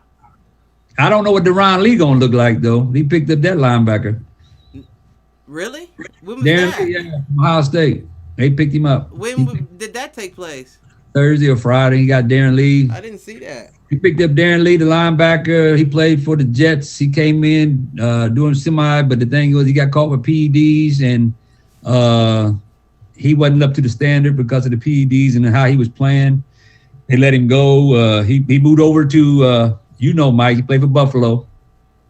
He just left Buffalo. Buffalo let him go, and now he's with the Raiders. So he begged to go back to the Jets. He asked him, he told him that if you let me come back, I'll prove myself. I'll show that I can play ball. You'll be happy with me. Jets said no. So John Gruden picked him up. So now he's playing with the Oakland Raiders, which I do think he's better than Corey Littleton. I don't think Corey Littleton is any good at all. I don't know why people think he's a good linebacker. Yeah, I agree here. I didn't know that. That is something that I did not know. So I don't know. He's grasping for straws. I will say that much. But let's move on, and then we'll get into the fight information, and we'll wrap it up. But you said what? No, I was just saying fight. What about Tom Brady, Patrick Mahomes to share the cover. Madden 22 cover? How y'all feel about that? Y'all think that that's a good move? I like it. I really like the spinoff. Did you see the spinoff when they put Deshaun Watson and Ben Roethlisberger on the 22 assault charge? No, I did not. They got them on there with all the criminal investigations come up to 22. So I thought that was kind of funny. No, I didn't see that. But I do like the cover. I thought that was good. Putting them two together, that's a good one. I mean, I guess they kind of deserve it. Who else would? What, be on the cover? Would deserve to be on the cover. Man, listen, it's not like they pick the very best player each year to be on the cover. They just pick a player. So anybody could really be on the cover, to be honest with you. Well, they could, this year, though? My boy Nick Chubb on the cover of that motherfucker. Anybody. Nick Chubb? Yeah, hell yeah. Man, you better lose yourself, Eminem. If they put Pat Hillis on the cover of Madden, why would you not put Nick Chubb? He kind of went off. Yeah, I guess I see your Nick Chubb don't go off every year. Yeah, Nick Chubb goes every year. And he shares down. But he's from Cleveland too, so they're not just going. They put Peyton Hillis on the cover, and they recognize the mistake that they made, and they're not going to repeat it. No, it was really just about somebody that they don't, like I said, they don't put the greatest player on the cover of Madden. Right. They put that is attention grabbing, that had a good season. So anybody really could be on the cover of Madden. I think it's my fault. Keep going. No. Go ahead. Because I was going to say, yeah, anybody can be on the cover of Madden. I think it's a marketing standpoint because that Madden curse where it's like everybody gets hurt when you're on Madden. And they were like, both of them already got hurt. They're already hurt. So maybe if we put them on, it's the reverse curse. I was hoping for the return of the curse. And then both of them get hurt in week 2. Nah, man, you never know though. You might be right. It could be the return of the curse. Wait, because somebody, because I made a comment last year because they put Lamar Jackson on there. He's in our division. I'm like, perfect. I want him to get injured. This is great for. I'm happy he's on the cover. So then someone brought up the point on social media. Does the curse not affect black quarterbacks anymore? Does it not? Have they surpassed the curse? Does it not affect black quarterbacks anymore? Well, Vic didn't get injured. He got that charge. Anything to take them out of the game counts. But somebody said that the curse does not, whatever, there's some type of aura or magic spell that has been released to protect black quarterbacks. So if Brady gets hurt and Pat Mahomes still plays, we know it's true. Or what if Pat Mahomes just gets half injured? He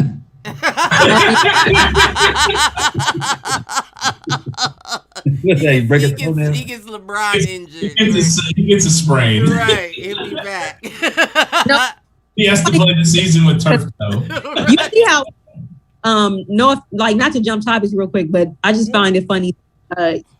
In between the lines of like LeBron doing his interviews, and I love LeBron and everything like that. He almost tried to group himself with the severely injured players. Did you pick up on that?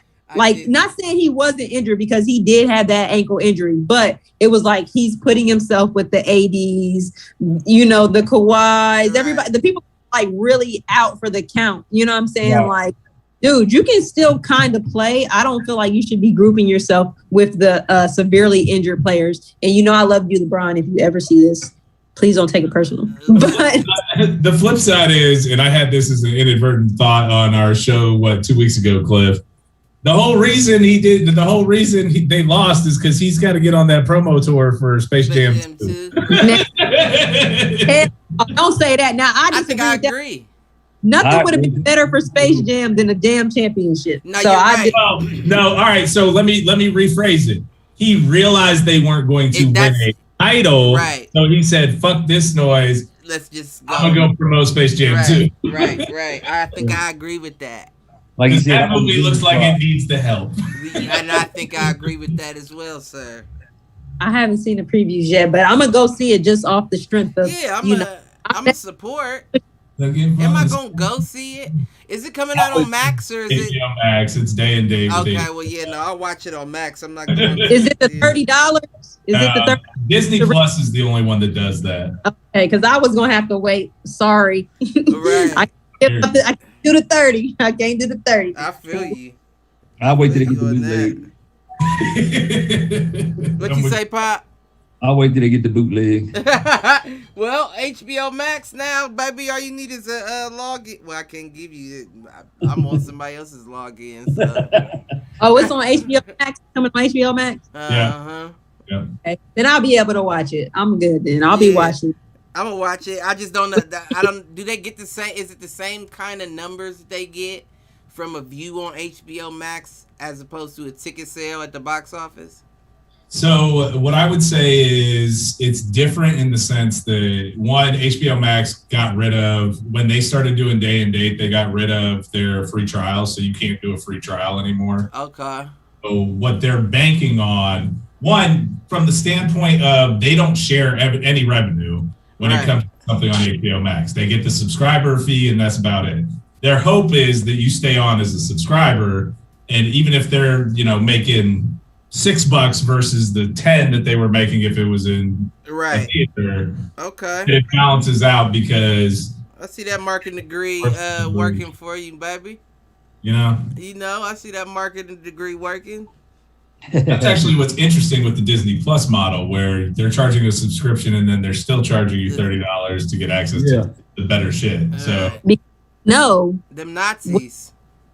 It's not like with the whole Space Jam thing. I'm sure that there was a bid for that movie, whereas this we're producing Disney movies. We're not going to take a Disney movie and give it to Cinemax, HBO. Sure. So listen, you have to here to get it.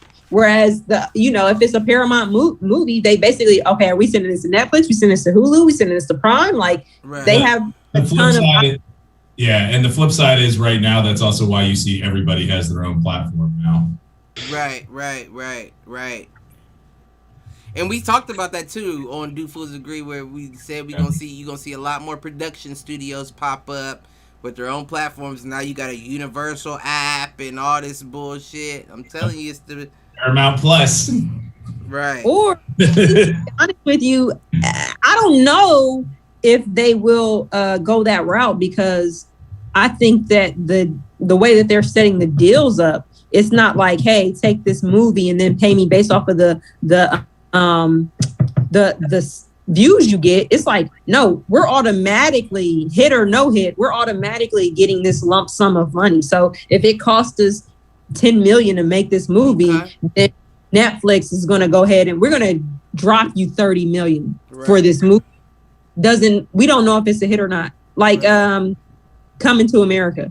You know what I'm saying? Like, just based off of the name Coming to America 2, they knew that they're going to get X amount of viewers and views. So the deal is, you know what I'm saying? Exactly. So the deal is already, in place. They already got. I'm sorry, but it wasn't bad, but I didn't enjoy it. I mean, there were things that I appreciated about it. Mm-hmm. The number of people they put to work, in the sense of how many people they had in the movie. Like, you know what I'm saying? In that movie with the idea of, hey, every time this movie is viewed, you're going to get some type of royalties from being in the movie. So I appreciated that aspect of it. Was it as good as the first one? No. But you couldn't throw a rock at it. I don't even expect. I did expect it to be good, something but close, because I'm not mad. Like that. Yeah. I'm not mad. I'm disappointed. I'm like a parent. I'm not mad. I'm just disappointed in you right now. Because if Eddie Murphy was coming back to it, there were expectations that he wouldn't have signed on to something that wasn't good. Right. Nigga, that motherfucker did Dolomite and all that bullshit. We know Eddie been losing it as far as his picks for roles. Whoa. Hold on now. I don't know if I agree with you on Dolomite. I think the perspective that we're taking is wrong. I think Eddie Murphy has enough money to where if he doesn't want to do a movie, he doesn't have to. So the movies he decides to do are either the deal is so ridiculous, like Coming to America 2, like give you so much money, like I'm fine. Because he said it beforehand, he had no intention on redoing a number 2 because he felt like it was a classic and it didn't need to be touched. Right. So and he was right.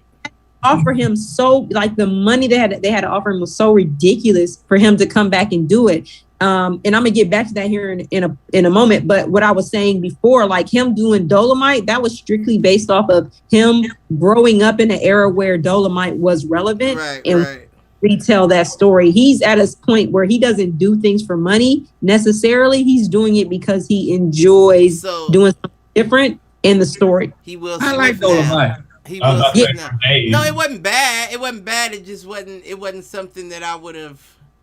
I liked it. I got drunk, got out of my mind, and I watched it and laughed my ass off. It wasn't bad. I didn't really quite see Eddie. I would have thought Eddie was I don't want to say above that, but why above it? It's telling a story that we don't know, and I think that's because why, it was our era, my dad used to watch Dolomite, so I used to kind of like peep Dolomite, even though I didn't care for it. My dad loved Dolomite, so it was like to see I watched Dolomite. Right. to see the behind the scenes of like how he really was, et cetera, et cetera. He was kind of like outrageous for his time. I like the story, and I think that it resonated with Eddie. That's why he did it. That could be. Listen, you. That was one of his superstars back in the day. Because I'm back in the day too. I'm there. I was there. My show back in the day. Listen, and Dolomite was outrageous for his time. He was not. Yeah. Right. Yeah. Right. Yeah. It was different. He tried to give he tried to give you the service, and he tried to stay in the era of what it was made. We're gonna have to get you on a show with Aaron, because right now Aaron has the title "The Dot Connector," and you be connecting some dots. Y'all might have to have a dot connector off to see who gets the nickname. I'm putting my glasses on for that. You know what I'm saying? Because you be dot connecting. I will give you that. Okay, let's move on. And we'll wrap up after this. Fight shit. First and foremost, congrats to my guy Izzy. Israel Adesanya fought Marvin Vettori last week. Was it last weekend, right? It was last weekend. Did you watch it? I did not. Usually I would have popped it on, but I watched it back on YouTube. That's another thing. It's like, what's the point of having pay-per-views when YouTube puts the fight up the next day? So you gotta see it live. You know, there's some fights right. You don't kind of. But listen, this is literally all the fights that I miss, and I'm giving y'all gold, ladies and gentlemen, all my shower heads. All the fights that I miss, I go on to YouTube at 7 a.m. and you can find the full fight of every fight that was on that pay-per-view. So it's almost like Disney takes it down. Right? No, you're right, because sometimes they do take them down. But you would almost think that people would smarten up and be like, instead of Saturday fight night, we gonna do a Sunday morning fight night, and we'll watch it but for you know free. the results, though. You know the results. That's part of the excitement. Well, I don't. That's why I do it immediately when I wake up, because before I see a post or anything, I hit the YouTube, and then I watch it. The flip side is with a that blunt in the bed. Right. Nobody's waking up when you wake up, buddy. Yeah, I'll be early. I'll be 6:37 on the weekend. Cliff would text me like 6:30. I'll be like, oh, why are you up? I'll be back to asleep probably around 8:39, and then I'll get out of bed around 10:30, 11. But most people are not up at that time. Yeah, I can't. I don't care if I drink. I'm up at 6:30. I hear you on that. I'm right with you, but I know that that's rare. Most people are still asleep. I can't. I mean, the flip side with all that is that at this point, like, Disney's gonna get their money one way or another, and that's all ESPN Plus now. Yeah, you're right. Them Nazis are involved in everything. Hey, chill on Disney. Listen, they Nazis. Chill on Disney. I'm a fan. I'm a Disney fan. I am too, and I'm sorry. I hope that's not anti-Semitism, but they Nazis. Man, listen. Some of them they trying to rebrand themselves, but we remember. We'll never forget. Listen, Disney knows what they're doing. They just dropped I think most of us have kids. They just dropped Cruella?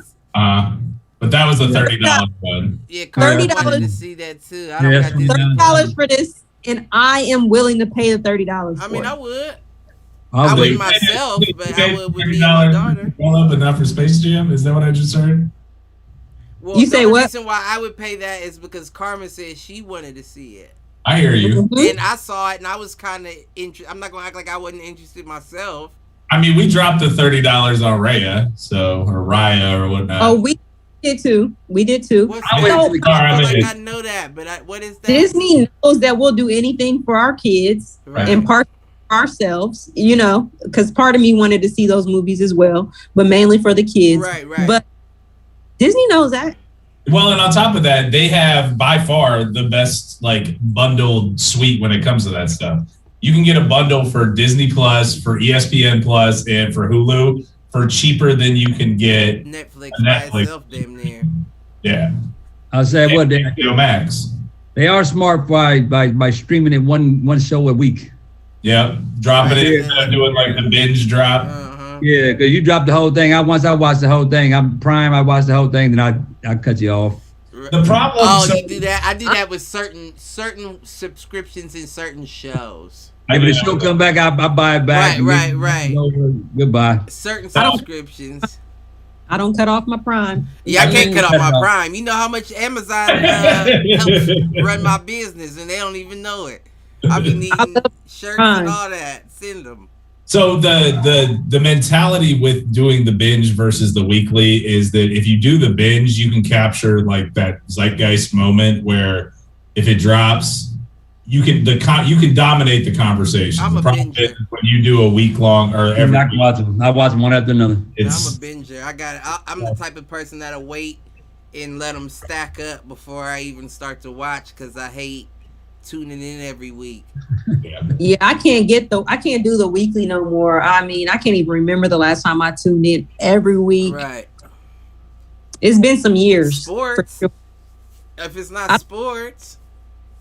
Right. That's different. I haven't had a show. There hadn't been a show in a while. Walking Dead, when it first popped off, that little craze, I was tuning in. Oh, I take that back. No, it's still been a couple years. Game of Thrones. Game of Thrones. I've still never seen the episode. Okay, well, Game of Thrones is the icing on the cake for me. That's everything. So I tuned in every week for Game of Thrones, but it's been a couple years since Grey had their last episode. Right. So. And that last season was weak anyway. But Very. Ain't they remaking that too? They remaking that. They are. No, I don't think they're remaking. They're going two prequel shows that are okay. Okay, I thought they were remaking the last season with the dude that made the seasons before. So Benioff and Weiss actually made the entire show. Right, so that's the dude. He ran out of books in season 7 and a half. You can tell. The storytelling drops. Right. Mm-hmm. But there are 2 prequel series coming. But yeah, the Izzy fight, man, I gotta give him his P's. Like it's very clear that nobody can beat him at 185. I honestly think if he hopped back in the ring with Blachowicz, he would win that fight. The only reason he lost it was because, as we talked about before the fight, if he gets the takedown and puts his weight on you, there's not much you can do, and that's just the fact of it. And Mike Perry, MMA fighter, said it best. He said, "Isn't that a win for Izzy? Like, the only way you could really stop him is being the bigger man is by taking him down and laying him out. Right. Like, you didn't even do any damage to him while you were on top of him. So, and I get why he got the win. Don't get me wrong. I understand how you score a fight. But I also understand Mike Perry's point. For a guy that jumped up and fought somebody 40 pounds heavier, and the only way you beat him was by holding him on the ground without doing damage. Right. That's a win for the little guy. It is. And I mean, at the end of the day, like that's where Izzy is Izzy. Like, and unless he gets caught and gets taken down, right, ain't a lot of people gonna beat him. And that's another thing. I'm gonna keep it a buck because I know the whole reason that he moved up to fight dude was eventually to get to John Jones. John Jones has never fought that dude. John Jones struggled with Dominic Reyes. Right. And Dominic Reyes is no Jan Blachowicz. So what does John Jones do against him? Why you so quick to judge Izzy like I'm not giving him the fight now? What do you do against him? He was looking for an excuse to not have to fight Izzy. But I honestly think John Jones is good enough and big enough to beat him. It's just Izzy is a bad man. He's a technician. He's a technician. And he says it all the time. I'm not in there to try to throw haymakers. My shots are precise, and I'll hit you with a lot of them. Eventually, you'll break down. And he does it every time. Every time he does it. You think that'll work on John Jones, though? Yeah. Just for the simple fact that they're both similar in ranginess. You know what I mean? John Jones is like 6'6", I believe. Izzy 6'4". but they both have a similar reach. I think John Jones is 84, Izzy's is like a 78 or 79. Close enough. Right, for Y'all and consider you that see how Izzy fights, so he's not Right. really concerned about that big of a difference. And if you're I that don't- quick, Yeah, let's say it don't make a difference if you're that quick. yeah, if you're that quick, and You're that quick. Izzy actually has head movement from the kickboxing background. He actually move. You see him dip. He was dipping his shots like with his hands down, and I was like, with UFC gloves, that's dangerous. And he was doing it like he knew what he was doing. I agree. If you got the head movement, yeah, you can work magic, and you got the speed. Hey, but look, I told you earlier, I took the car. I got to make a run. I got to pick somebody up. Who'd you hit the So, showers, Pop? And Mike the Showers is two different people, and you know, I'm gonna go back again. Le'Veon Bell. Oh, She said, that was my too. That was my. I don't like how Le'Veon Bell came off of Kansas City because you fucked your life up with Pittsburgh, and now all of a sudden you not doing nothing, and now you want to call out somebody. But I do agree, Andy Reid was spectacular way he came back and was like, you know what, for his endeavors, I just want to hope that he's the best for him. You know, you do great, son. I love you. Now, my other hit the shower, like I told you, TK Metcalf, because I do not like your commercial. I like your little commercial Bunny Brothers thing, but I don't like the fact that you are a Los Angeles Rams jersey on your commercial. DK did. Hey, Metcalf. Yeah, you could say that it was the yellow and blue for the drink, the little bunnies up, brother. But if you look at the jersey, that's a Los Angeles Rams jersey. Maybe he's trying to tell us something. Yeah. Listen. So you could say that, you know, no, that's the color for the Nestle Quick, but it's still the jersey of the Los Angeles Rams. Honestly, I haven't seen this commercial, so I I'm haven't either. gonna come back to you next week on that. Yeah, Give me, let me know what you think. Love y'all. Deuces. Possibly say. Hey, Bye. Got you. It's only two other things here and we wrapping up.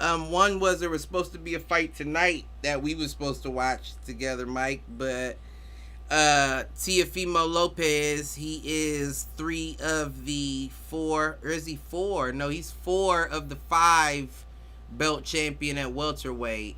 Gotcha. Is fighting George Kambosos but Teofimo Lopez caught COVID, so now the fight is being extended to August 14th, which means actually there's a lot of fights in August.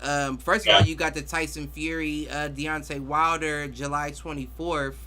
Then August the 3rd is who is it on August the 3rd?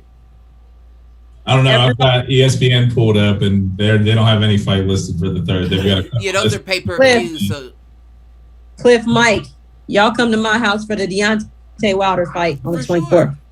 For sure. I'm getting. that. For sure. I'll definitely be there for that. But the one question I wanted to ask about this fight, and I know that you don't know the fighters as well, but we've, from past experiences, how do you feel that he's gonna perform recovering from COVID? It seems like all athletes have a piece of themselves missing immediately coming back from COVID. Not saying that you can't come back, but the immediate comeback, it seems like you have a piece of yourself that's not quite there. So it got moved to August, and it was originally scheduled. All right, so that's almost 2 months. Then. Like they were trying to plan for the recovery as well. I see. Yeah. That's where I'm like, I think 2 months is enough to recover, because it's probably 2 weeks where you're the hardest hit, another 2 weeks to kind of shake it, and then that gives him a month to kind of get back into shape and fix any of the respiratory issues that could have arisen. I agree. Gives him time to condition and kind of get back to full strength. What's fucked up about it though is that you did a full camp, right? You did a full camp, usually about 12 to 8 week camp, and I'm sure for this fight it was 12. Right. And then found out you had COVID before the fight. So now you got to sit down for a few weeks, and then you got to go back to camp. And basically get a 4 week camp in. Right. Like that can burn you out. It can. That could burn both of them out. I mean, both of them have the same criteria, so you can't really judge one to the other. But that's rough. I think that's very rough for them. To basically have to go to back-to-back camps, right? With COVID in the middle, right? And I already had, if I'm being honest, I think Teofimo Lopez is the better boxer, better technician, better skills. But George Cambrosos out of Australia, white boy out of Australia, he is smooth and he's a pit bull. I was kind of going to put my money on Cambrosos, if I'm being honest, even before I found out about the COVID. So now I'm wondering if the Vegas odds or the odds don't shift. Yeah. I'm definitely putting my money on Cambrosos now. And then to wrap us up, and you said what you say? I was just it'll be curious to see like if what the COVID being in the middle there actually does. If it does adjust the odds. Yeah, that is interesting. And then lastly, Gervonta Davis, that's my I can't even say that's my second favorite. He's tied for first favorite with Canelo Alvarez. I got two favorite fighters, him and what we were talking about last night. Yeah, Tank. Yeah, he's fighting. He jumped 2 weight classes to fight the undefeated Mario Barrios, who is 26-0. I believe 17 knockouts, if I'm remembering correctly. But that's gonna be a tough fight for him. That's going to be a tough fight. I like both of those fighters. I really do like Mario Barrios, but if I got to pick, I got to go with my guy Tank. And as far as predictions go, I'm going to say 9th round KO. And this is the one where these are basically two knockout specialists, for lack of a better term. It'll be interesting to see if they go after one another. The thing is, when you're in there and you're the specialist when it comes to the knockout, you take some more chances. Now, if you know you're in there with somebody who is has a record just as good as yours in terms of knocking people out, do you go in a little more conservative? We see that a lot in the UFC. That is guys who are used to finishing a fight when they go up against one another get super conservative, and you end up seeing a fight go the distance because nobody's willing to take a chance. That's no one's a very great point. And I think if you see that in this fight, you're going to see it from Mario. Yeah. I don't think that Mario's going to press him with his size because of how dangerous Tank is with his power. Like, you're talking about a guy who's 25-0 with 24 knockouts? Right. And he fights at low weight, like from 130 to 140. Like, that's you don't see that. Like, that's God-given power on top of your skill. 24 knockouts out of your 25 wins. That's the best knockout percentage in boxing. Period. Yeah. No, I agree. And so that's where I think it'll have that. That's where it'll be interesting to see if they go after it, or do they spend 6 rounds dancing. And I think that's a good point because, like you said, we had a little conversation about it yesterday. But Mario is he's the natural 140. You know what I mean? I mean, he moved up too. Don't get me wrong. I think he started at 130 as well, but that was an amateur. I think he had like a couple fights at 130 pro, and then he moved straight up after that. So he is naturally the bigger guy. Of course, he's 6'1". He's my size. He's like 5'6". So it's a big difference in that, but you're still in there with dynamite. That's real life dynamite. You gotta watch your step. Don't step on no landmines when you're in there with somebody like that. But I predict a 9th round knockout by Tank. That's all I want to do to close it out. First and foremost, if y'all have anything y'all would like to bring up, if not, I would like to, of course, other than hit the showers, I want to do Justin Fields. This is going to be kind of difficult, right? But I know y'all going to keep up.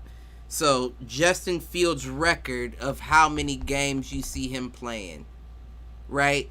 Like, so if Dalton comes in with the 5, then Justin only got 12. So out of that 12, what do you think his record is this rookie season, and then who y'all hit the showers is. All right. Go for it, Britt. I'm sorry, Mike. Before I answer that really quickly, Yeah, what's the how's it going right now? Who are they saying is the potential starter? Oh, Dalton. You weren't on for the show. Yeah, Dalton. They said that they're going with Dalton to start the season, and that was actually one of the questions I had. Is do you think that Dalton plays the full season? You know, because let's be honest, Dalton's not no scrub, and then you got real live weapons now with Allen Robinson re-signing and who's on the other side? They really didn't have no big name wide receivers. They got somebody else though. You're right. It's not a big name other than Allen Robinson. That's the biggest name they had, but it was somebody else on the other side. I can't think of. He wasn't with them last year. He's coming back to them, right? No, he was with them last year. He was with them since 2019. Before that, I believe he played for the Chargers. I thought he was in Jacksonville. He was either with the Chargers or the Dolphins or something like that. I can't remember, to be honest. Last year? I don't know why I felt like he was in Jacksonville. Nah, last year he was with he was with now I'm all fucked up. He was with Chicago. Really? Because I felt like he was with them. You should be sure. In terms of their current depth chart, the other two starting receivers, at least on the depth chart, are Darnell Mooney and Anthony Miller. Marquise Goodwin's in there too. Okay, Goodwin might be who I was thinking of. Allen Robinson. So he was with the Bears since 2018. Then before that, he was with the Jaguars. Okay, so yeah, he was with the Jaguars from 14 to 17, and then he's been with the Bears from 18 till present. Okay, I had it back. It went back. Okay, I'm tripping, but regardless, I think he got better. He got better weapons than he did in Cincinnati. I don't think that's something you could really argue. Offensively, I'm gonna let Mike answer first, and then I'm gonna give my opinion last. All good. So Fields comes in after a week 7 injury to Andy Dalton. Ooh, he getting specific. Okay. He takes over and never lets go of the reins. Okay. That leaves us with 10 games. Yeah. So 5. He goes 6-4. Ooh. Okay. So you see them in the playoffs then, or you see Dalton blowing the first 4, first 5. Or whatever. They get to 8 wins, 8 or 9. Okay. We'll say 9. They get to, with it being a 17-game season now, we'll say they get to 9 wins. And they are cusp for the playoffs, maybe fighting for a wild card spot. Okay. I like how you went specific and said the injuries. Okay, who should hit the showers? My hit the showers, Patrick Mahomes. Return of the Madden curse. Okay. Bring back the Madden curse for Patrick Mahomes. Well, damn, that's not. He didn't even do nothing wrong yet. His toe was the only thing that should be hitting the showers. I just don't. I mean, at the end of the day, they're in the AFC. They got to go. Listen, they in my division, so I understand. That's terrible. Terrible hit the shower. Patty ain't do nothing to nobody. Patty ain't do nothing to nobody. He's actually. You know what? And I would like to. That was played for laughs. Right. I said it after the Super Bowl, like the way Mahomes kept his team together, meaning like when they started getting chippy, and he basically told them to shut the fuck up and man up. Yeah, Mahomes is like him being a young dude and basically looking at a team of guys who are probably all older than him. Like, and he is a phenomenal leader, especially for being such a young man. Yeah, he's that one. I agree with you there. I mess with Patty. Yep. What about you, Brett? What you thinking about to hit him in? All right. So listen, my prediction on Fields is actually going to be a little easy. I'm gonna go 2 ways here with my prediction on Fields. So my prediction, as far as like his win percentage, is actually going to be Zero. I don't think that, and I've said this before, I don't think Andy Dalton is coming out the game. If you give him the opportunity, right, as a decent team, which the Bears are a decent team, I don't think he's coming out the game. I don't think he's going to give Fields the opportunity to play. He's not that type of guy in the sense of like, if he's under pressure, he's going to do his thing. He doesn't fold under pressure. Where there's some, no, I don't. I don't think so. I don't think he folds under pressure. I think that he gives you exactly what he has. If that makes sense. How many playoff games has he won? That does make sense, though. I understand what you're saying. Listen, I understand that, but he's giving it his all. You didn't feel like the Bengals didn't win those playoff games because of him. Shit. Vontaze Burfict ruined one of them, in my opinion. That last one, I don't feel like it's ever been like it's come down to Andy Dalton. Andy Dalton didn't get it done. Okay, I see what you said. So I feel like he's the type of player like he's going to give it his all. And with that being said, he knows where he is. And I keep bringing this up too. Certain players know where they are right now. And when you start to feel like you are dispensable, you play a little harder. And I feel like he already is a player that's going to give you 100%, even if he's not the best quarterback. Right. Even if he's the only option, he's going to give you. Yeah, he's going to give you everything that he has. So I feel like he's going to give everything that he has. And I feel like the Bears, they're a team that kind of was working not off nothing, but they just kind of put it together without having those super, super big names. Like Washington did the same thing last year, in my opinion. Right. They made it, and they didn't have that star quarterback that they wanted. They didn't necessarily have the star receivers, even though I do think they have some really good ones, et cetera, et cetera. I think the Bears Fitzpatrick now. Yeah, but I mean, it doesn't matter. They didn't have Fitzpatrick. No, you're right. They got Ryan. Yeah, they got Ryan Fitzpatrick.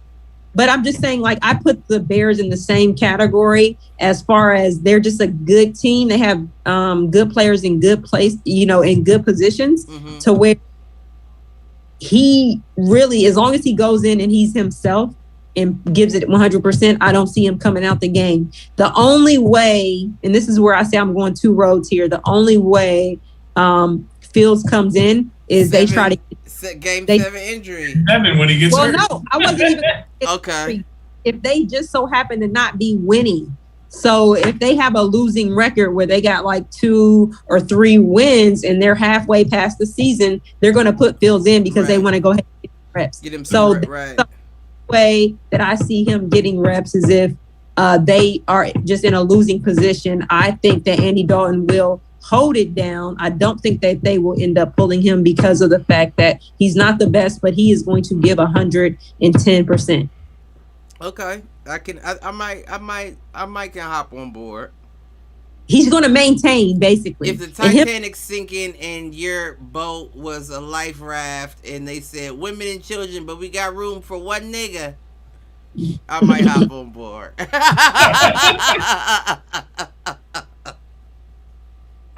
But that's my take. So, Cliff, you good for jotting some shit down. Go ahead and jot that down. Yeah, let me do that. Mike said Justin is 9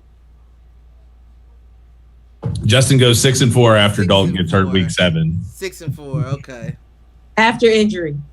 After Dalton goes down to injury week 7. 6-4 after Dalton game 7 injury. Andy Dalton's that guy that you get into a fight with at the bar and just really knock his ass out, and he still gets like, you didn't hit me hard. And you know what I'm saying? Like, still ready to go. Like, he's that. That's because he's a ginger. Right. Yeah, gingers. They got fire. They fiery. Mouth bloody. Still like trying to get knocked out again. Like, he's still trying to prove something. That's fiery. You said Dalton off season or after I say he doesn't play. That's what I say. He doesn't play. Off season. Unless they have a losing record. Right. After 50% of the season is passed, then I think that they will give him some reps. Unless losing record. Okay. Okay. Who's your hit the showers? Man, my hit the showers is the same as Pops. His hit the Oh, you said showers. that Le'Veon Bell. Le'Veon Bell is, and I like Le'Veon Bell. He's from Ohio. He went to Reynoldsburg High School, but I think that he is living in the past, and I mean that. So my hit the showers is him living in the past because he's making I like that. I like that in, twist. in comments that you can only make when you got a little weight on you. And after his performance last season, he doesn't, and he set out the previous season, he doesn't have any weight on him. He doesn't have any leverage. You can't throw statements out there because once it's determined that you are a problem or a troublemaker in some way, teams are not going to pick you up, especially if you don't have the talent to match your talk. You're not, you got to be Terrell Owens. Terrell Owens could be a problem in the locker room, some say, but his talent was far greater than anything that he said or did. So my thing is, going to stir up trouble, you have to be backing it up on the field. And we haven't seen that in a couple years. So you got to hit the showers, buddy. And you're from Ohio. Represent for us, but I heard that Andy Reid has confidence in him this year. I think Andy Reid don't give a shit. That's what I think. Andy Reid, get out on the team. I don't care. I'm not about to entertain this. Go ahead. Yeah. I wish you the best. You know what I'm saying? Right. Ex to get back with you and they say some shit. You don't even care anymore. You be like, I wish you the best. Do your thing. Okay. Do your thing. I think we wish of Andy Reid to say something negative on his front because he doesn't care enough. You get what I'm saying? Right. You're not to even get a response out of me at this point. Okay. Me, I feel like if I'm gonna give mine, I said it. I said I think that he comes in Game 7. Didn't I say that? You may have. I think I said Fields comes in. You did early on, and so yeah. Yeah, I think Fields comes in Game 7. I think with 11 games left, he comes 5-6. If he's coming in Game 7, he's got 10 games left. Is he coming in Game 7? You have 7 and right? Yeah. 7. Or are you saying they added a game? It was what? It's 17 games, right? I think it moved to 17 games. Yeah, 17 games this season. So if he comes in on Game 7, that would be his 11th game. Yeah, no. If he comes in Game 7, there's going to be 10 games left. Or you're counting you're saying somebody gets injured, he's coming in on Game 7. Oh, so you're counting Game 7. Right, that's what I meant. Okay. I got you. Right. You had me thinking he wouldn't be the starter for that game though, so that wouldn't right, yeah, you had me thinking I was I got you. I mean, you're correct in when he comes in, but as far as him actually starting, the question that No. I don't think he starts Game 7. I think he comes in Game 7. That means you can only give him 10 games to start instead of 11. Unless they make the playoffs. To start, right. Yeah. So is he coming in for injuries or is he coming in for lack of wins? I don't even think it's that. I think it's a situation where Dalton does mediocre. Mm-hmm. And they well, let's at least get the young guy reps. You know what I mean? Now, here's the issue with that. Okay. If Dalton does mediocre, which I expect him to do, mediocre, which is going to be, still he's going to give a good performance for himself. Mm-hmm. That as a coach, as a GM, are you going to pull your starting quarterback and put in a rookie when you have a chance at the playoffs? You get what I'm saying? So it's if they're not, that mediocre could still get you playoff. Yeah, I'm saying I don't think that they're going to pull him and he's getting them some type of win. So they're only going to pull him if they have a losing record come Game 7. Okay. If they have a record come Game 7, I don't. I see exactly what you're saying.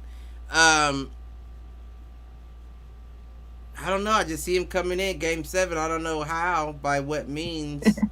I really don't. I can't predict by what means, but I'm gonna have to. It has to be injury.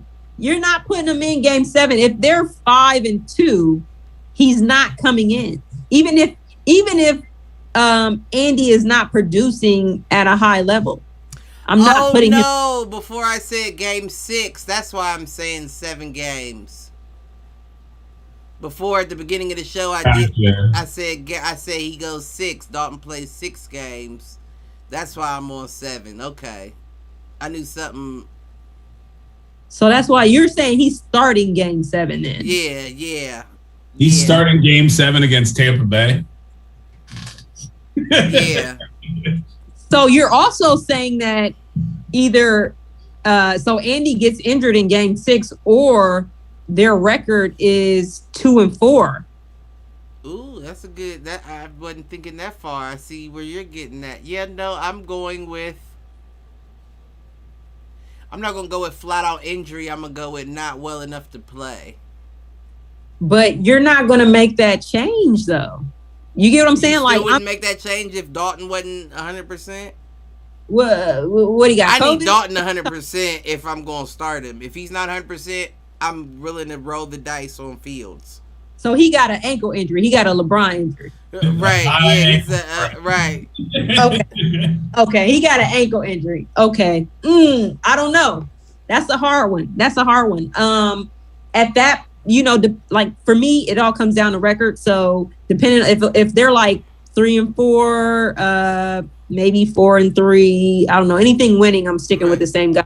If they're 3-4, he has an ankle injury, then I might go ahead and give Fields a try.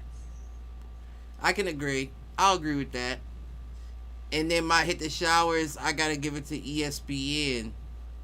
What they do? They took Clarissa Shields off the #1 pound for pound list because she took that MMA fight, and I believe gave it to Katie Taylor.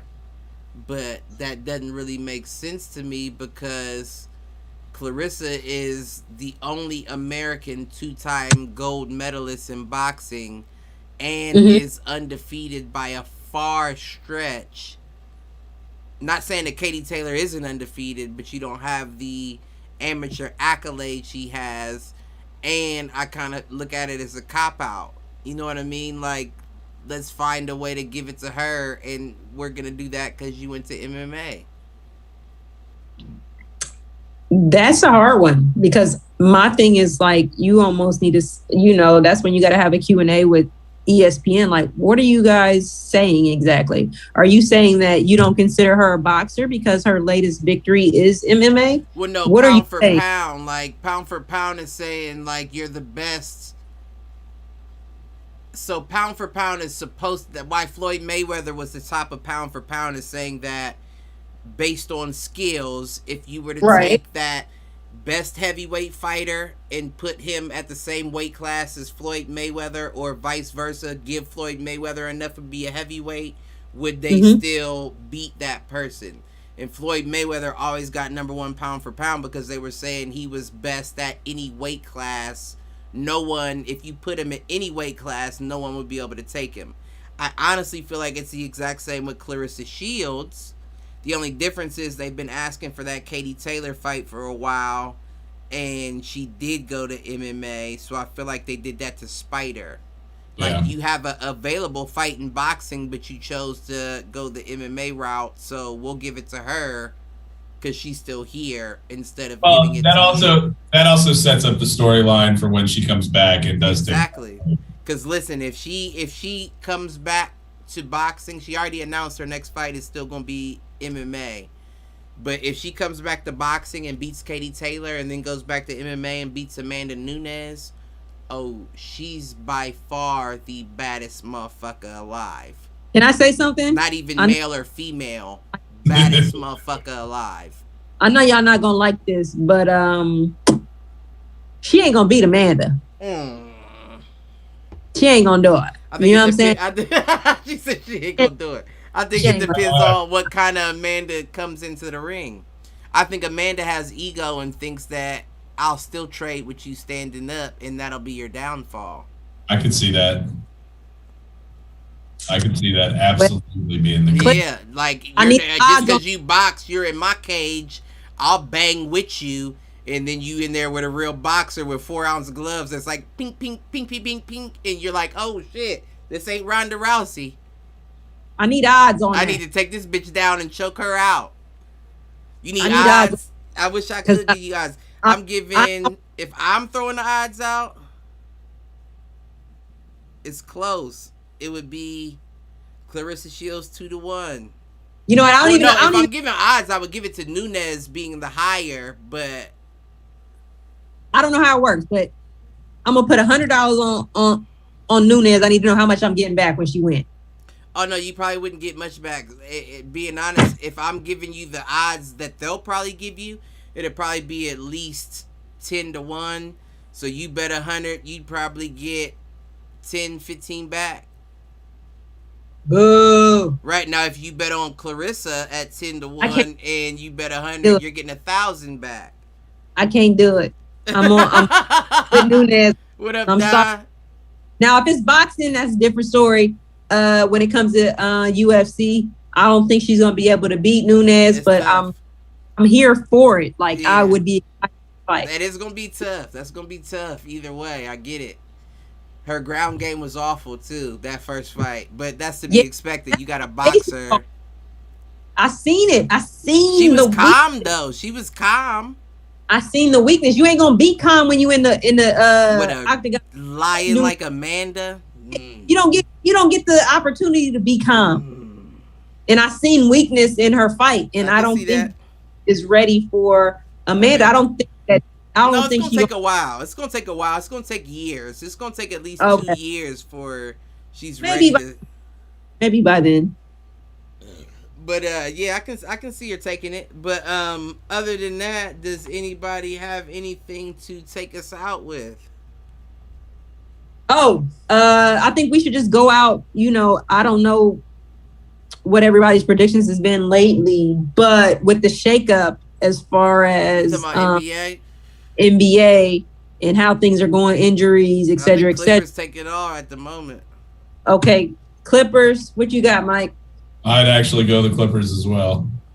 I cannot. Outside looking in. I think What you guys are saying to me, if I were to rephrase it, is Paul George can win a championship by himself. No. And Oh well, yeah. Did they say Kawhi's out for the rest of the playoffs?